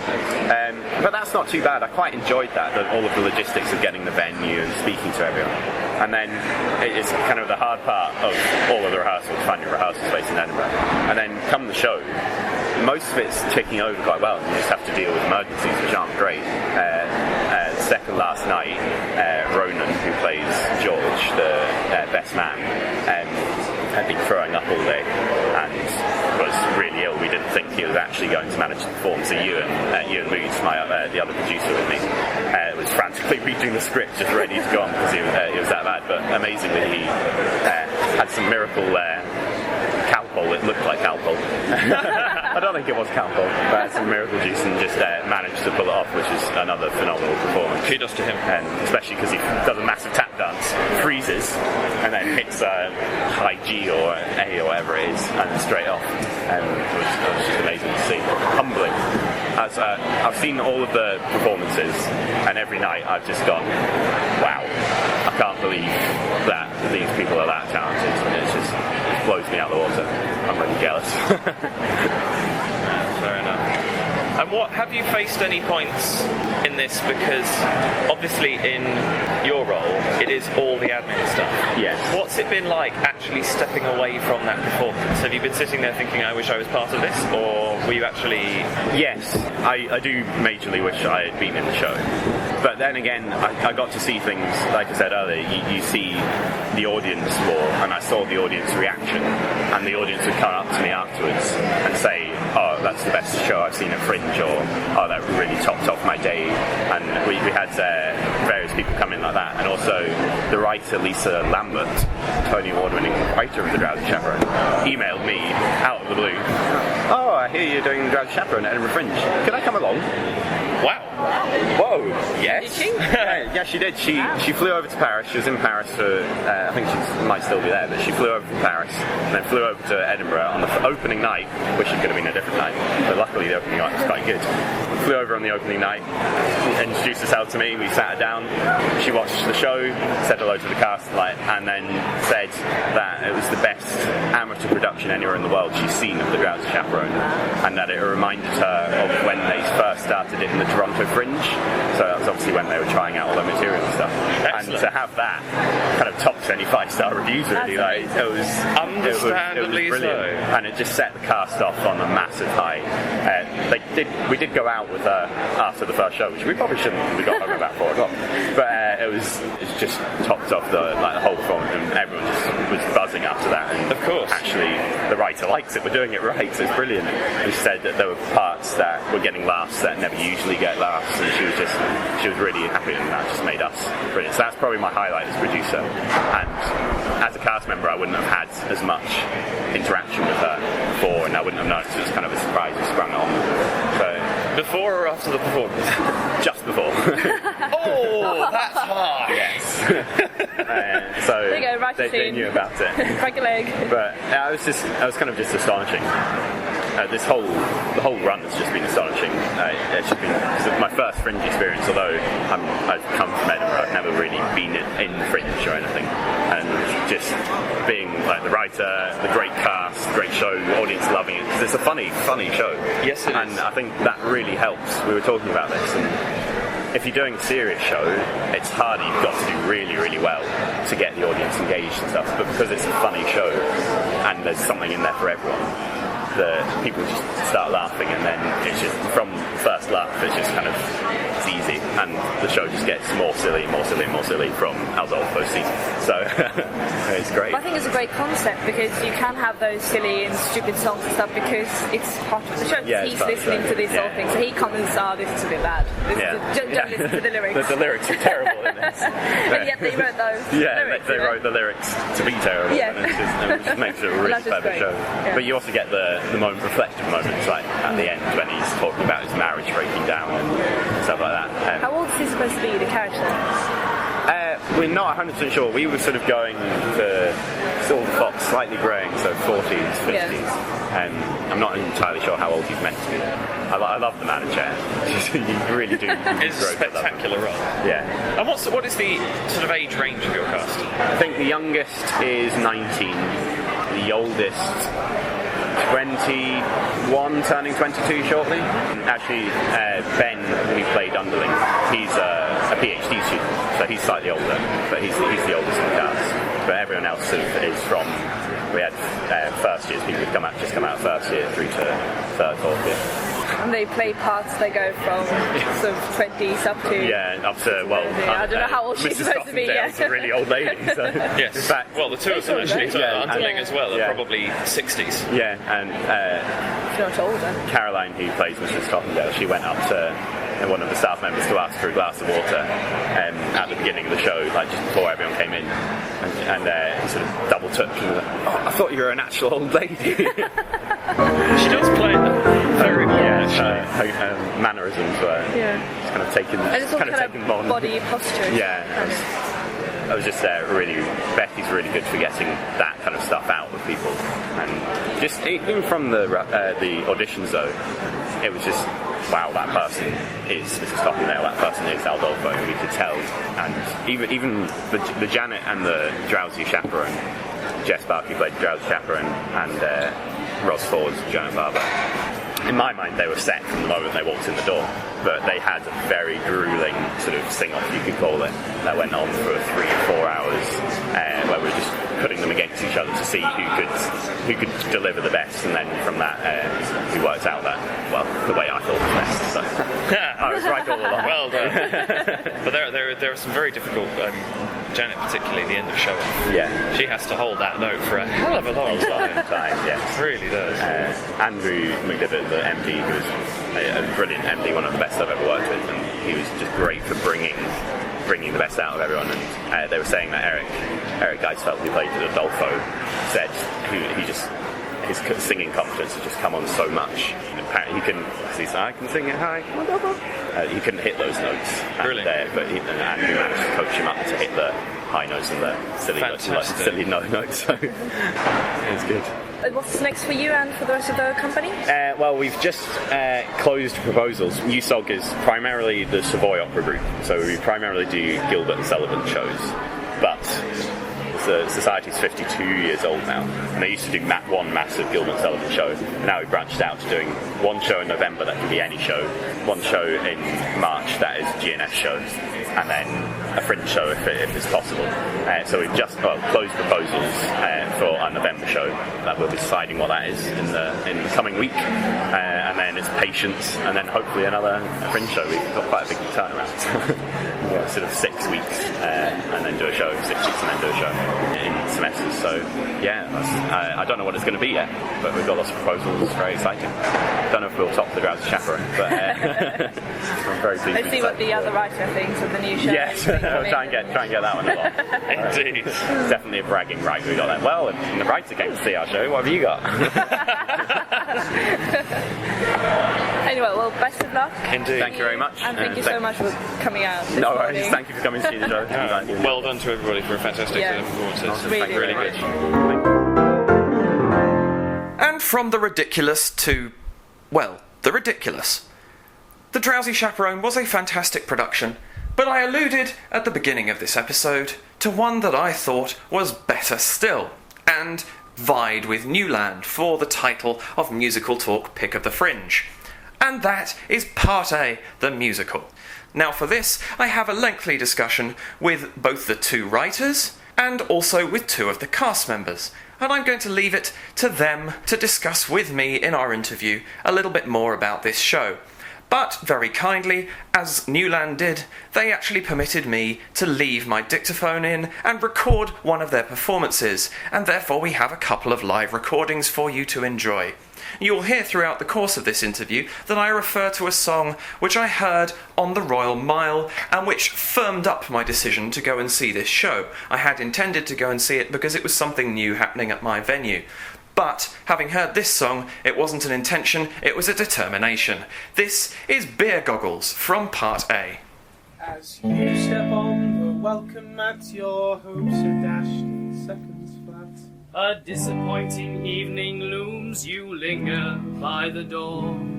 Scan the room from left to right, not one attractive girl in sight. If only elephant in the room was just a metaphor. She's not easy to ignore.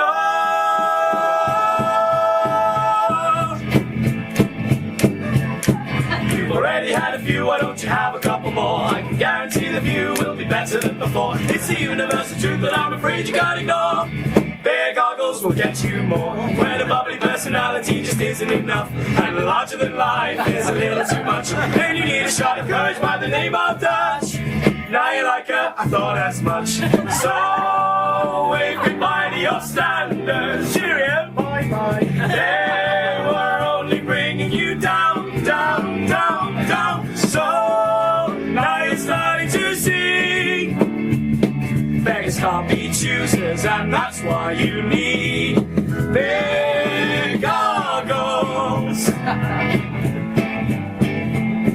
Now the superficial attitude should not be endorsed, but the lady in the corner clearly looks like a horse. If you're looking for affection that you won't have to force, fair goggles, but of course.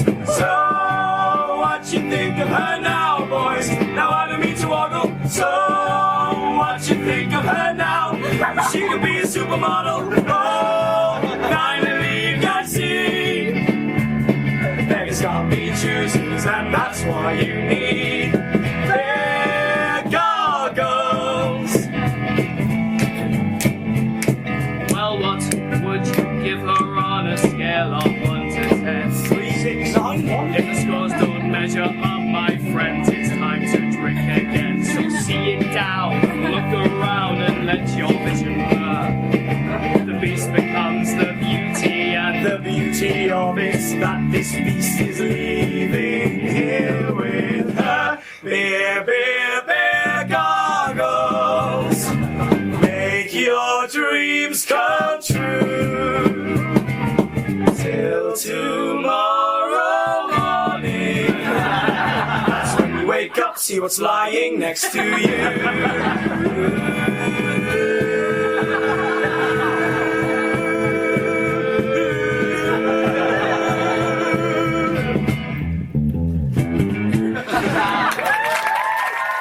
Hi, I'm Jack. I am one of the writers of Part A, and I also play guitar in the band.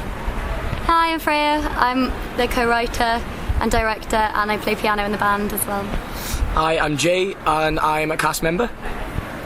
Hi, my name is Johnny, and I am also a cast member.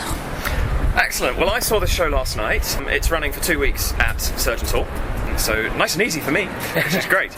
And basically, what we have here, if you'll forgive me dumbing it down for a moment, because it's just the easiest way to describe it, is House Party the musical. Yeah. Essentially. Yeah. With a much better name than that. I always wondered, I was thinking about this actually before I came to see it. How do you pronounce it? Is it Part A or is it Part A?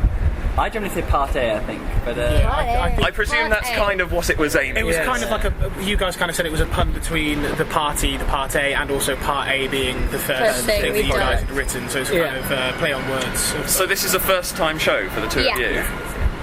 Well, damn. That's a seriously accomplished bit of first writing, and I genuinely mean that. What? That's slightly thrown me, sorry. It's not often you see a first-time bit of writing that's actually that good. Where to start then? What gave you the mad idea? Let's face it, it's completely and utterly mad and insane and crazy. What gave you the crazy idea of actually writing a musical in the first place? Actually, I was at the Fringe this time last year, and I happened to be at a house party, but on this more rarer occasions I was sober, and so I was just taking it in with quite a clear mind for once, and I thought, like, being surrounded by shows as well, I was kind of like, I could do something with this.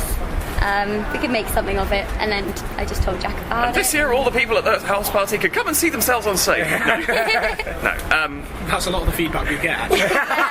Everyone sees themselves and says, Actually, funnily enough, you have essentially got here a series of archetypal house party characters, which actually, let's face it, haven't been taken that much further, other than the fact that they burst into song randomly, which, to be fair, a fair few house party guests probably do.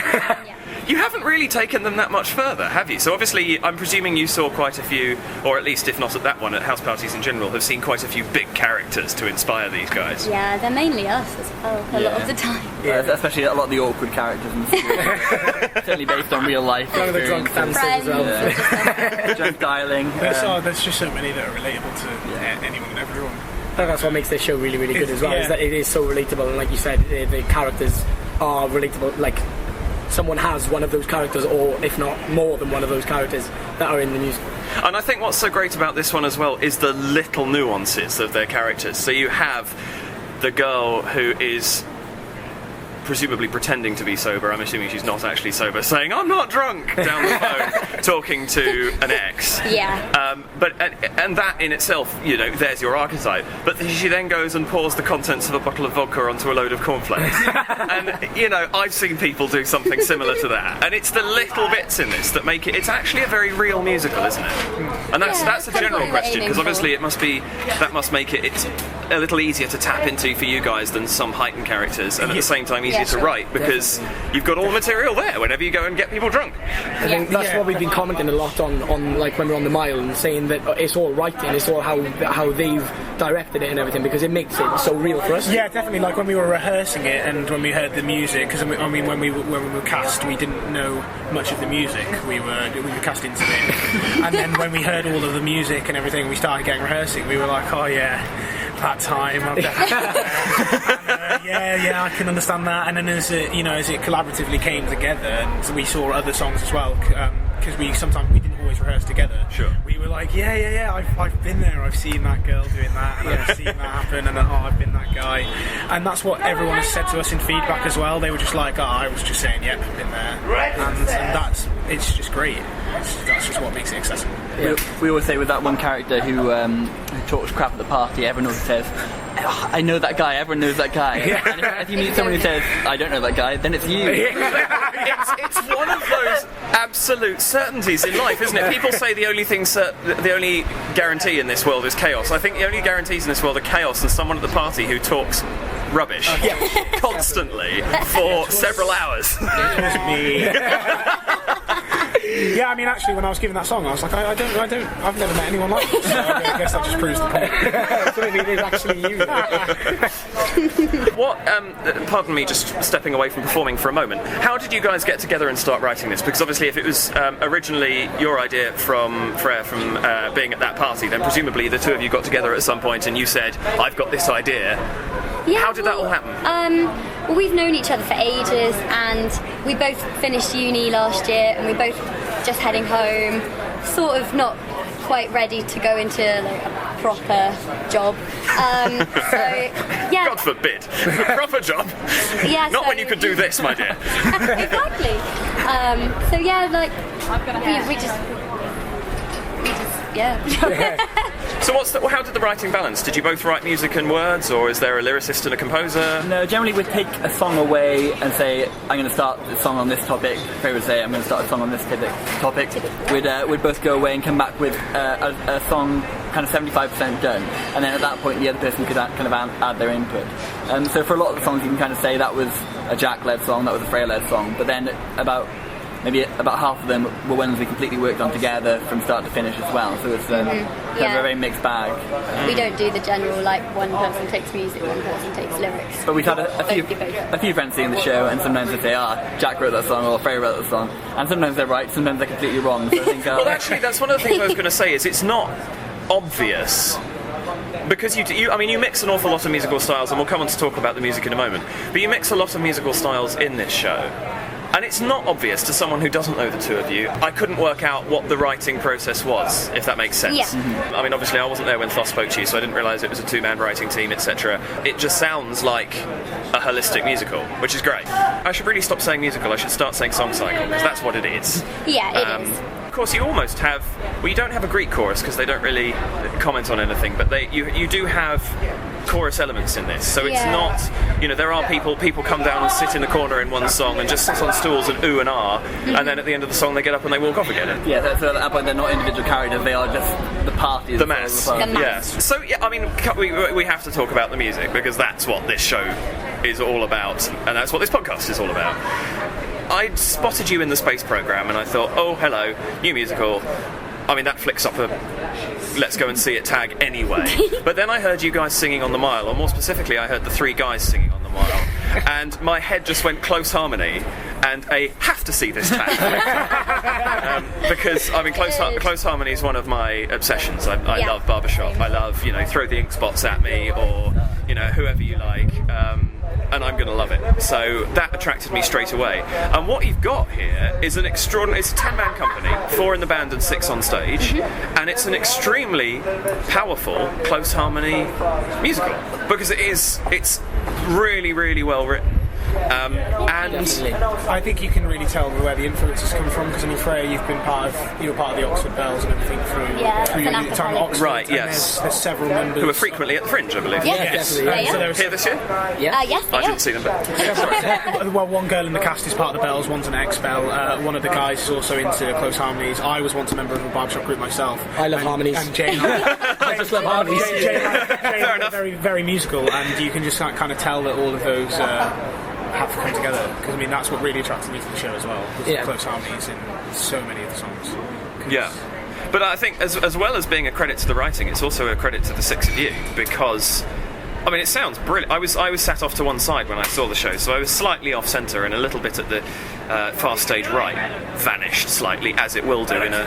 This is a corner space. So you've actually got audience essentially on three sides, because you've got... It's a triangular stage with the hypotenuse facing out to the audience. Very mathematical. There's no other way. The long bit facing to the audience. And then audience kind of parallel to that, but then at the two sides as well. And I was at one side, and I lost a little bit, but you still get the effect, and the effect was a wall of sound, essentially, and it was a very cohesive sound, which I think is what you have to have when...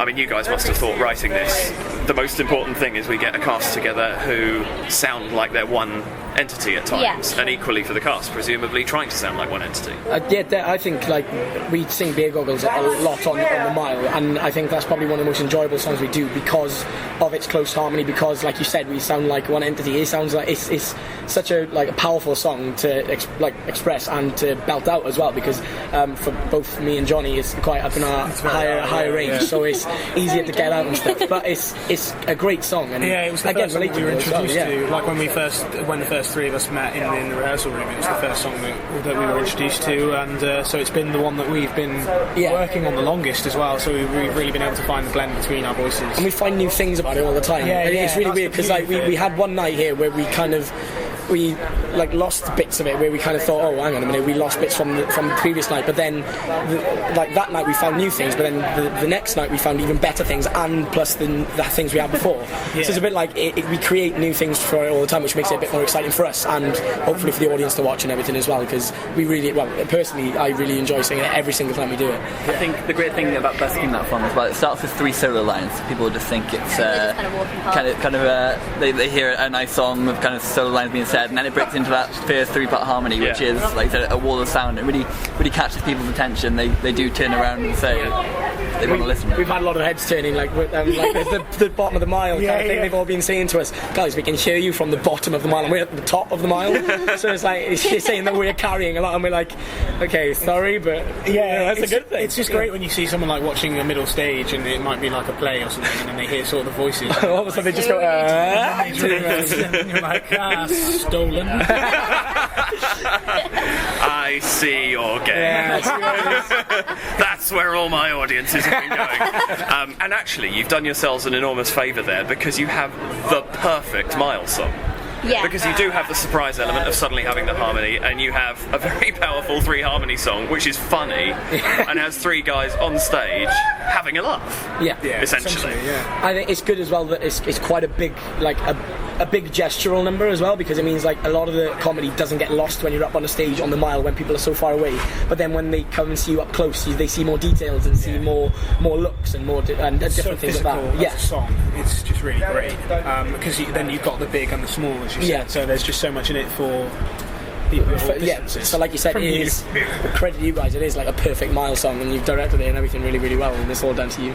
Well, don't shut us. I'll repay the compliment, because when we were choreographing it, a lot of that was just the guys being like, why don't we do this here? And I kind of was a joke, and me being like, yes, we're keeping that in. Ridiculous moves with the waving of the arms right now. In that song, Johnny did a pirouette just to show off, and then we're like, we're putting that in the show. Oh dear.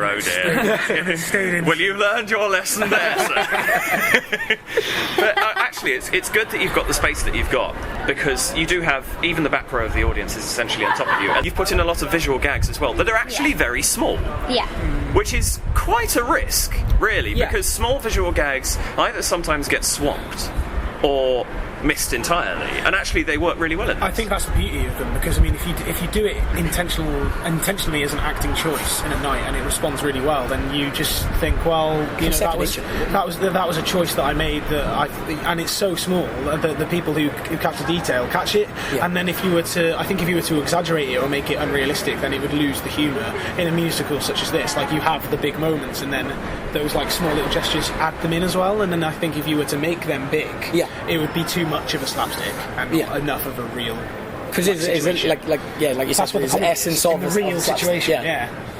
Just so and sometimes you do get like the little reactions do get as bigger reactions as the bigger like things we do, and it's so good to like sometimes improvise things on stage, because that's sometimes what we've done. We've improvised like little looks and things, and they come off like so well. And Johnny's dead on right. Like sometimes you can get reactions that you try to play and they don't react as much. I've definitely done a few. I don't know if you've done a few. Yeah, I mean, if you try and play it, then the audience are going to know that you've played it rather than it coming from a real place. Yeah, and the spontaneity of it just really is a good creative little process. Laughing at us. They're getting all drama school on it. We're from the same place. Where have you guys come from? We're both from the Royal Welsh College of Music and Drama in Cardiff. Fair enough. Is that just the two of you, or is there more of the cast from there as well? That's just the two of us. The two of us from So how did... This is actually something... Because I'm actually doing a series which is going to be coming out, listeners, in November, about is sort of how to bring shows up to the Fringe for the first time. I didn't realise you guys were a first-time company, or I'd have probably nobbled you about this sooner. Either for the first time or with one-man shows. Yeah. And one of the questions that a company has got to ask for the first time, or more specifically the development team of the company, is how do you pull a cast together? So how did you find these guys? Because obviously not only have you found 6 people to do your show, you've managed to find, from however many you saw, you've got 6 people who work together, and that's obviously the ultimate goal. Yeah, well, we were like pretty clueless about it. So my first port of call was kind of, I'm going to go back to my uni where I know there's drama and there are people that would be interested in auditioning. So I just sent a load of emails out to different colleges and got people along. We then sort of expanded it further and went to Bristol, picked up Elle. We've got 3 from Oxford, 3, that's where we went one first. from Bristol, and these guys from Royal Welsh College. And so we filled 4, and then we were like, what to do now? And then, because we're based in Cardiff, we were like, Cardiff Uni doesn't seem to have that much going on. That was the first thing we thought. And then we were like, well, the Royal Welsh College of Music and Drama is right in front of us, but we've kind of been blind to it this whole time. And that's where we step in. And that's But we kind of sent a cursory email just to, I think, when the admin staff saying, look, is there any chance that anyone would want to audition for this musical? We got such a fantastic response. I think we had about 12 guys, each of a fantastic standard. Really, I mean, it's so hard narrowing it down. Yeah, it was really difficult. Well, that's the kind of choice you hate but want. Really want, yeah, exactly. Because if you've actually got, if it's difficult to weed people out, then all of a sudden you've kind of won, really, haven't you? From the outset. Great. And then I suppose it's just finding the people who work together. Yeah. So did you actually visit all those places? You actually went to... we both went to Oxford. Oh, and we did some callbacks in London as well. Right. I went to Bristol alone. Jack trusted me with that one. Like I don't regret it. And then, we both did the Cardiff. We've got some friends in Oxford we can stay with when we went up there. I think we just went up to London for the day on a bank holiday.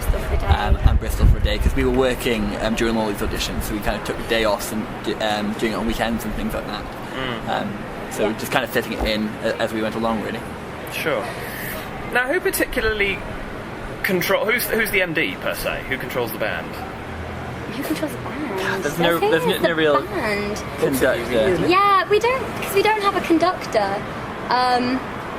It's all done by looks. Yeah, it is. Just it's either done by like looks or glares. But yeah. Jack, Pugs, and Timmy have played in a band together before. Am I right? Or Pugs and Timmy have, and Pugs and Timmy have. Pugs is our bassist and Timmy's our drummer. His name's not really Pugs. It's James. But we call him Pugs. Is good. We'll go. We've known him for a long time. Jack and Pugs are old friends. They've known each other since they were about 2. And then Timmy is a friend of Pugs. So we're all kind of just... So all the band are completely Wales-based. Yeah. Right. And so to actually confirm, because I just realised I haven't said this, the band is guitar, bass, keys, and cajon. Yes. And a bit of bongos, and yes. twisty And things, and maracas and all sorts. Yeah, little bits and bobs. I believe that's a technical term. He's done great percussion from like what he's really imaginative. I think that came across in some of the reviews. They said every song has a different feel because of the different kind of elements used in them. In the percussion. Yeah, absolutely. Well, it's very true. And actually, I think more and more on the Fringe, cajon is actually becoming a frequently used instrument. Because, I mean, originally, it's sort of Cuban street music, and it was developed. There's not many people who are using them at the moment, but they are becoming a more popular thing because, one, they're so easy to use, two, they're really easy to handle instead of having to carry so much drums with you, and it creates the type of essence of a drum anyway. Yeah, so, it just sounds like it's a drum kit with pads on it. Yeah, that's what it is basically. It's also the size of a small box because it is for those. Yeah, well, indeed, for those listeners again who did not hear my Wasted Love interview last year, where they also used a cajon. A cajon is essentially a box with bits stuck inside it and a hole, and that's essentially it. And it makes it sound like, you've got snare, bass, and sort of various sounds depending on precisely how you hit it. And it's actually a remarkably versatile instrument. But great for a Fringe show because you guys are actually stuck behind a curtain in what is, to all intents and purposes, the backstage and dressing area, and yet you've got a 4-piece band. Which does, and again, for the size of space, how many do you seat, by the way? Theatre 1, I forget. 55. Okay, so it's a reasonable size space, but at the same time, it's small enough that a 4-piece band is more than sufficient. Yeah. And does the job really, really well. The other thing, of course, with this show is that you've managed to come up with a concept that really doesn't need an awful lot of set. Which is such an asset to an Edinburgh show, really. I was laughing about it the other day, sorry to interrupt, that, like, you know how we've got sort of like 3 different chairs and then a little sort of table that's used as a chair, and at first I was kind of like, oh, maybe we should have matching chairs, and then actually I was like, oh no, that's the typical house buy, isn't it, that you just kind of grab any chair from any room that you can find. When you say chair, you assume that there are sufficient chairs. It's often not a chair. So where the table becomes the chair or someone else sat on the floor. I'm not going to lie, I'm scared of breaking that adds to the reality of it. It really does. Actually, there was one point where somebody was sitting on something that was leaning at a rather odd angle. That might have been me on that table. I think it probably was. And I'm scared of breaking that table every single time I sit on it. I tell you what it was. It was the song where I think it's the dance song where you were addressing, because I was right next to you, and I was watching you, thinking there's something that happens in parties quite a lot that's about to happen here, which is you're going to collapse. I was thinking it's going to just because it could happen, and it's a good little comedy element if it does happen. But we've got 3 more nights, so as long as it survives them, I think. Yeah. 2 more nights. 2 more nights. It's and actually this is a fair question. Is what's it like now that you've bedded this in now? You've done 10 shows. You've got 2 more left. What are you guys thinking now? Because last year I did 2 weeks with a show, and at the end of the 2 weeks I wanted to be here for another one, which is why I've done the 3-week run this year. What do we want to do after? We kind of want to write something else. Part B. The sequel. We need to sort of finalise and complete this one. So we need to. Well, we've got your live recording now, which is fantastic. Which I will send you in total. We've got some tracks, but they haven't been mixed yet. So live recording is great. I mean, I'll warn you, the quality of this will be questionable, but at least you've got a resource. Well, that's great. I'll try and take some sound out, background noise, and then I'll send it to you. Great. I think we'd like to take it to, if we're able to, maybe some smaller venues at home. Yeah, we'd love to just sort of take it around a bit. Edinburgh was really a testing ground to see what people thought of it and kind of getting a response. And if there was a target audience for it, and due to our audience feedback, I think we'd really love to take it further. I think we want to say as well, it's an amazing show, and it's been an honour to be a part of because it's been so good. And honestly, it's been really, really good. I think it surprised us all. Yeah, because me and Johnny had a word at the start of it. Because we knew we were going to be a part of it, we didn't know what it was going to be about. So we always had our ears open, mind open to everything. And now that everything's come together and the show has become so successful, it's just been such a pleasure to be a part of. And like we said, we keep it new and fresh every night. We find new things, and it's just so good because we find different things about ourselves that we've been through all the time. It really is incredible. Philosophical, that one, really. Sorry, guys. I'm turning into the philosopher. It really is incredible, though, because I was talking to a friend of mine who had been to the Fringe before, and she came up this year in the show as well, and she was like, Fringe is good, you've got to be prepared for those times when you might perform to 3 or 4 people, because there are sometimes when we did as well, especially if you have a late slot, and I was like, 10 to 9, it might be quite late, I don't know what it's going to be like. And then just to have the turnout that we've had, and I was talking to say earlier, you sold out all bar one. Yes, I think so, and people come up to us on the mile and say we tried to get tickets and we couldn't get tickets. Like, we really want to come and see your show. Like, I've heard from this person that it's really good. And Well, I confess, I don't normally get press tickets, but I only got in last night because I took a press ticket. Well, and that's insane. I mean, and it's a real comment, like, to the writers as well, because so many people are just saying, oh, it's just so witty and it's so funny and the music's fantastic. And I mean, without good writing, a music will flop. Yeah. And it really is credit to you guys, and because the response has just been unbelievable. And as our first time in the Fringe and you as writers and as us as performers, it's just been fantastic. I must admit, can I just comment here that something you so rarely hear on the Fringe and you're getting right now, which is at the end of 2 weeks, you've still got such a team perspective on all of this, because it's, I don't know where you guys are living, but you could, you often when you come up here with a group, you've got 10 people living in a flat that's supposed to seat 4, and by the end of it you're at each other's throats, and it's a story that's not uncommon at the Fringe. And yet here, apart from the fact that the 2 guys are now trying to strangle each other, you've still got that. It's not just a teamwork mentality, but it's also a respect, and a great deal of it. Oh, yeah, incredibly so. I honestly, I didn't know where I was going with that. So, kind of like, what's your view now? Like, after working with Jack and Freya, like, I've loved every minute of being part of this musical, and from what they're churning out calibre-wise, I'd be very happy for them to give me a call or an email and be like, Johnny, do something else, would you like to be a part of it? Yeah. Right, so that's one cast member sorted. No, so it's just the potential that, like, it's weird to say because we know them as friends and things like that, but we can, the potential that they've got, like, in their writing, we can see from their first piece is amazing, and we definitely think, like, your next piece is going to be greater. Hopefully not, because we want to be like the original. But honestly, we can see the potential in you guys, and it's like you love it, and it's like you breathe it, and it sounds like really, really like weird and stuff, but it's great, and it's lovely to see that in you, and to create such a family like orientation in us as well, because it's been such a great blast with being with you guys. Yeah, definitely. When audience members come up to you guys and say, like, oh, is there a soundtrack? Is there sheet music? I mean, you've just got to take that as being like, yeah, we've done pretty well here. Yeah, and to create those things, because then, hey, you've had people who want to use our songs as auditions. I mean, come on, that's amazing. Actually, there are several of them that would be very, very good for that purpose. Yeah. Because of the nature of the song cycle, they're also that nice thing, which is you don't have to try and force context onto them, because the context is in the song, which is great. The other thing that I think is so great about this is it's so patently obvious to anybody sitting in that theatre that you guys are just having fun. Yeah. Which is what theatre should always be about. I know people say, it's your job is to be there and entertain the audience, which is true, but I think that as a part of it, you should have fun. Yeah. Everyone has a bum night so now and then and feels a bit rubbish, but overall, the experience has got to be, you come out there feeling good about it, and you guys just look like you were having a blast. Yeah. And I speak to the band as well. That's why it's so great kind of having a comedy musical, because you can literally go on stage and really enjoy yourself and tell jokes and just put a bit of your character into the characters, whereas I think with a lot of kind of dark theatre pieces you have to kind of really get yourself in character, and then do it every night for 3 weeks and then must be draining. It's been so enjoyable. It's so good. And again, it's all to do with the relatable aspect of it, I think. It's just because, like, again, you find new things, and it's just... And the audience have a great time watching you have a great time. Yeah, it's contagious. And that's what's brilliant. And then there are so you watch them have a great time, and it makes you have more of a great time again. So it's like a big cycle. Everyone's bouncing off each other. Yeah, because really, really when you have the little speaking bits, like, the audience are there with you, totally with you, and you have...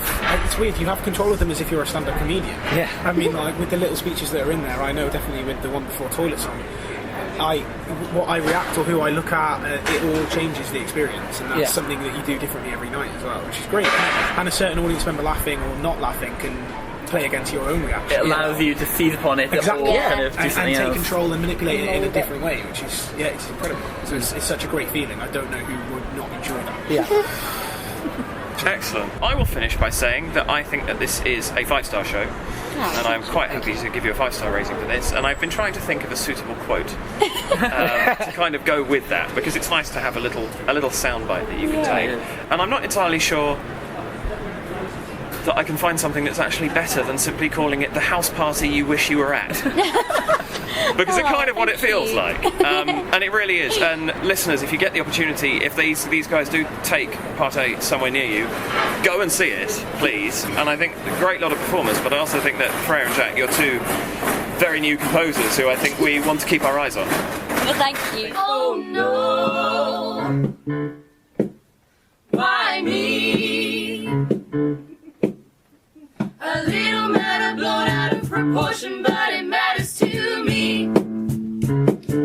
I'm not one to complain, it's just not who I am. But when I wanna take a kooky photo, I'll whip out my BlackBerry, then remember I can't get Instagram. And it's hard, it's hard, it's hard, it's hard not to give a damn.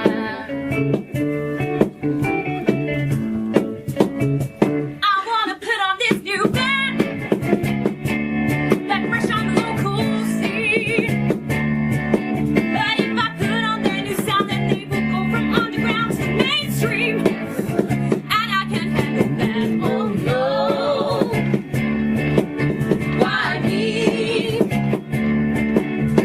A little matter blown out of proportion, but it matters to me. I'm very selective. We don't want to put things in perspective, 'cause there's a whole wide world out there. But it's kind of hard to feel any compassion for the homeless when you're hungry for some hummus. I'm hit about this pitter on its own. It's got a format.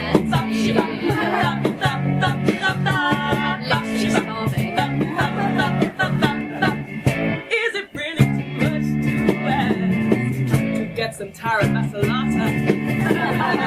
I think you know what I'm after. Oh, you don't? Well, it's a thick, creamy cream tip. Here's what you should put in it: olive oil, fish, no breadcrumbs, and oh, yeah. Oh no, why me? A little matter blown out of proportion, but it matters to me. I'm very selective. We don't want to put things in perspective, 'cause there's a whole wide world out there. But it's kind of hard to get that the white rhinos are dying when you're dying for a coffee, and all they have is instant. Where the hell's the capital? Yeah. Living in the first world ain't easy. It's smiling, but it's true. When there's so much to choose from, it's harder to pick when your extravagant habits are too good to kick. When the art of complaining is your party trick, soldier on through. I know exactly how you feel. My house burnt down.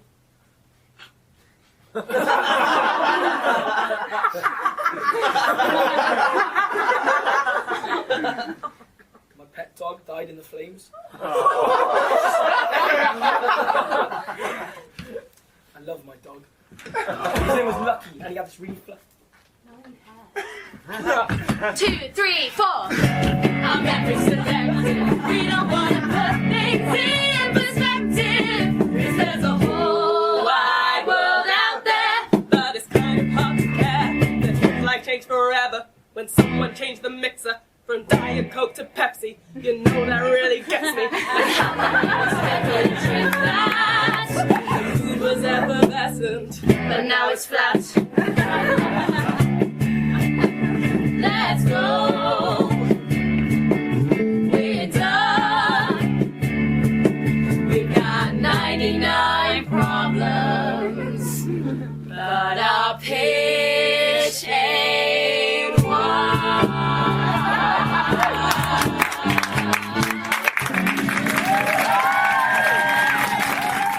And there at the end you heard First World Problems, also from Part A the musical.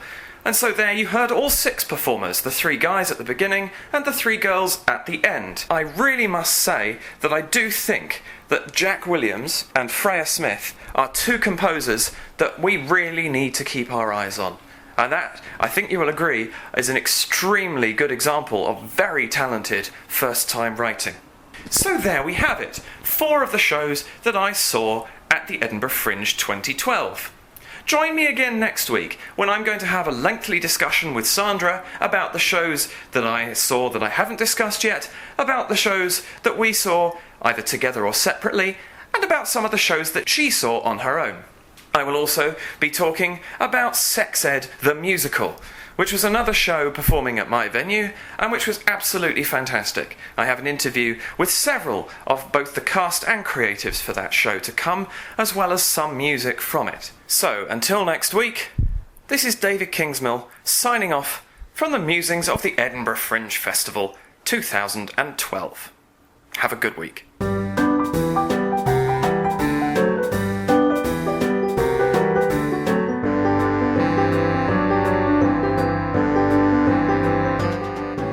This episode of Musical Talk presented and edited by David Kingsmill. Theme tune, copyright David Kingsmill 2012. The copyright for all other music remains with the original rights holders.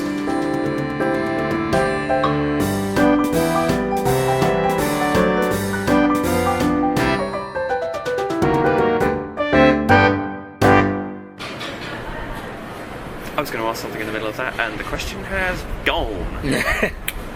What the hell was it? That's really annoying because now I've just completely blanked. Something in there I remember thinking I need to ask something. MD, No, before all that. I can't remember. Never mind. Something about MD? No? No, I don't think so. That's what it was, wasn't it? Well, so we were talking about the MD. Yeah, well that kind of came out there. Going to Edinburgh from Cardiff? Affordability? Throwing out there. Johnny's workout schedule. How? What? Why? Never know. That's what the viewers want to know about. Exactly. Johnny's workout schedule. Indeed. Hi, guys. Don't start him off, honestly. Yes, let's move The on. viewers of the radio show. The viewers of the yes, quite. Yes. There's a spectacular workout demonstration going on that the listeners would love to see but can't. Sorry. I have 1,000 of them.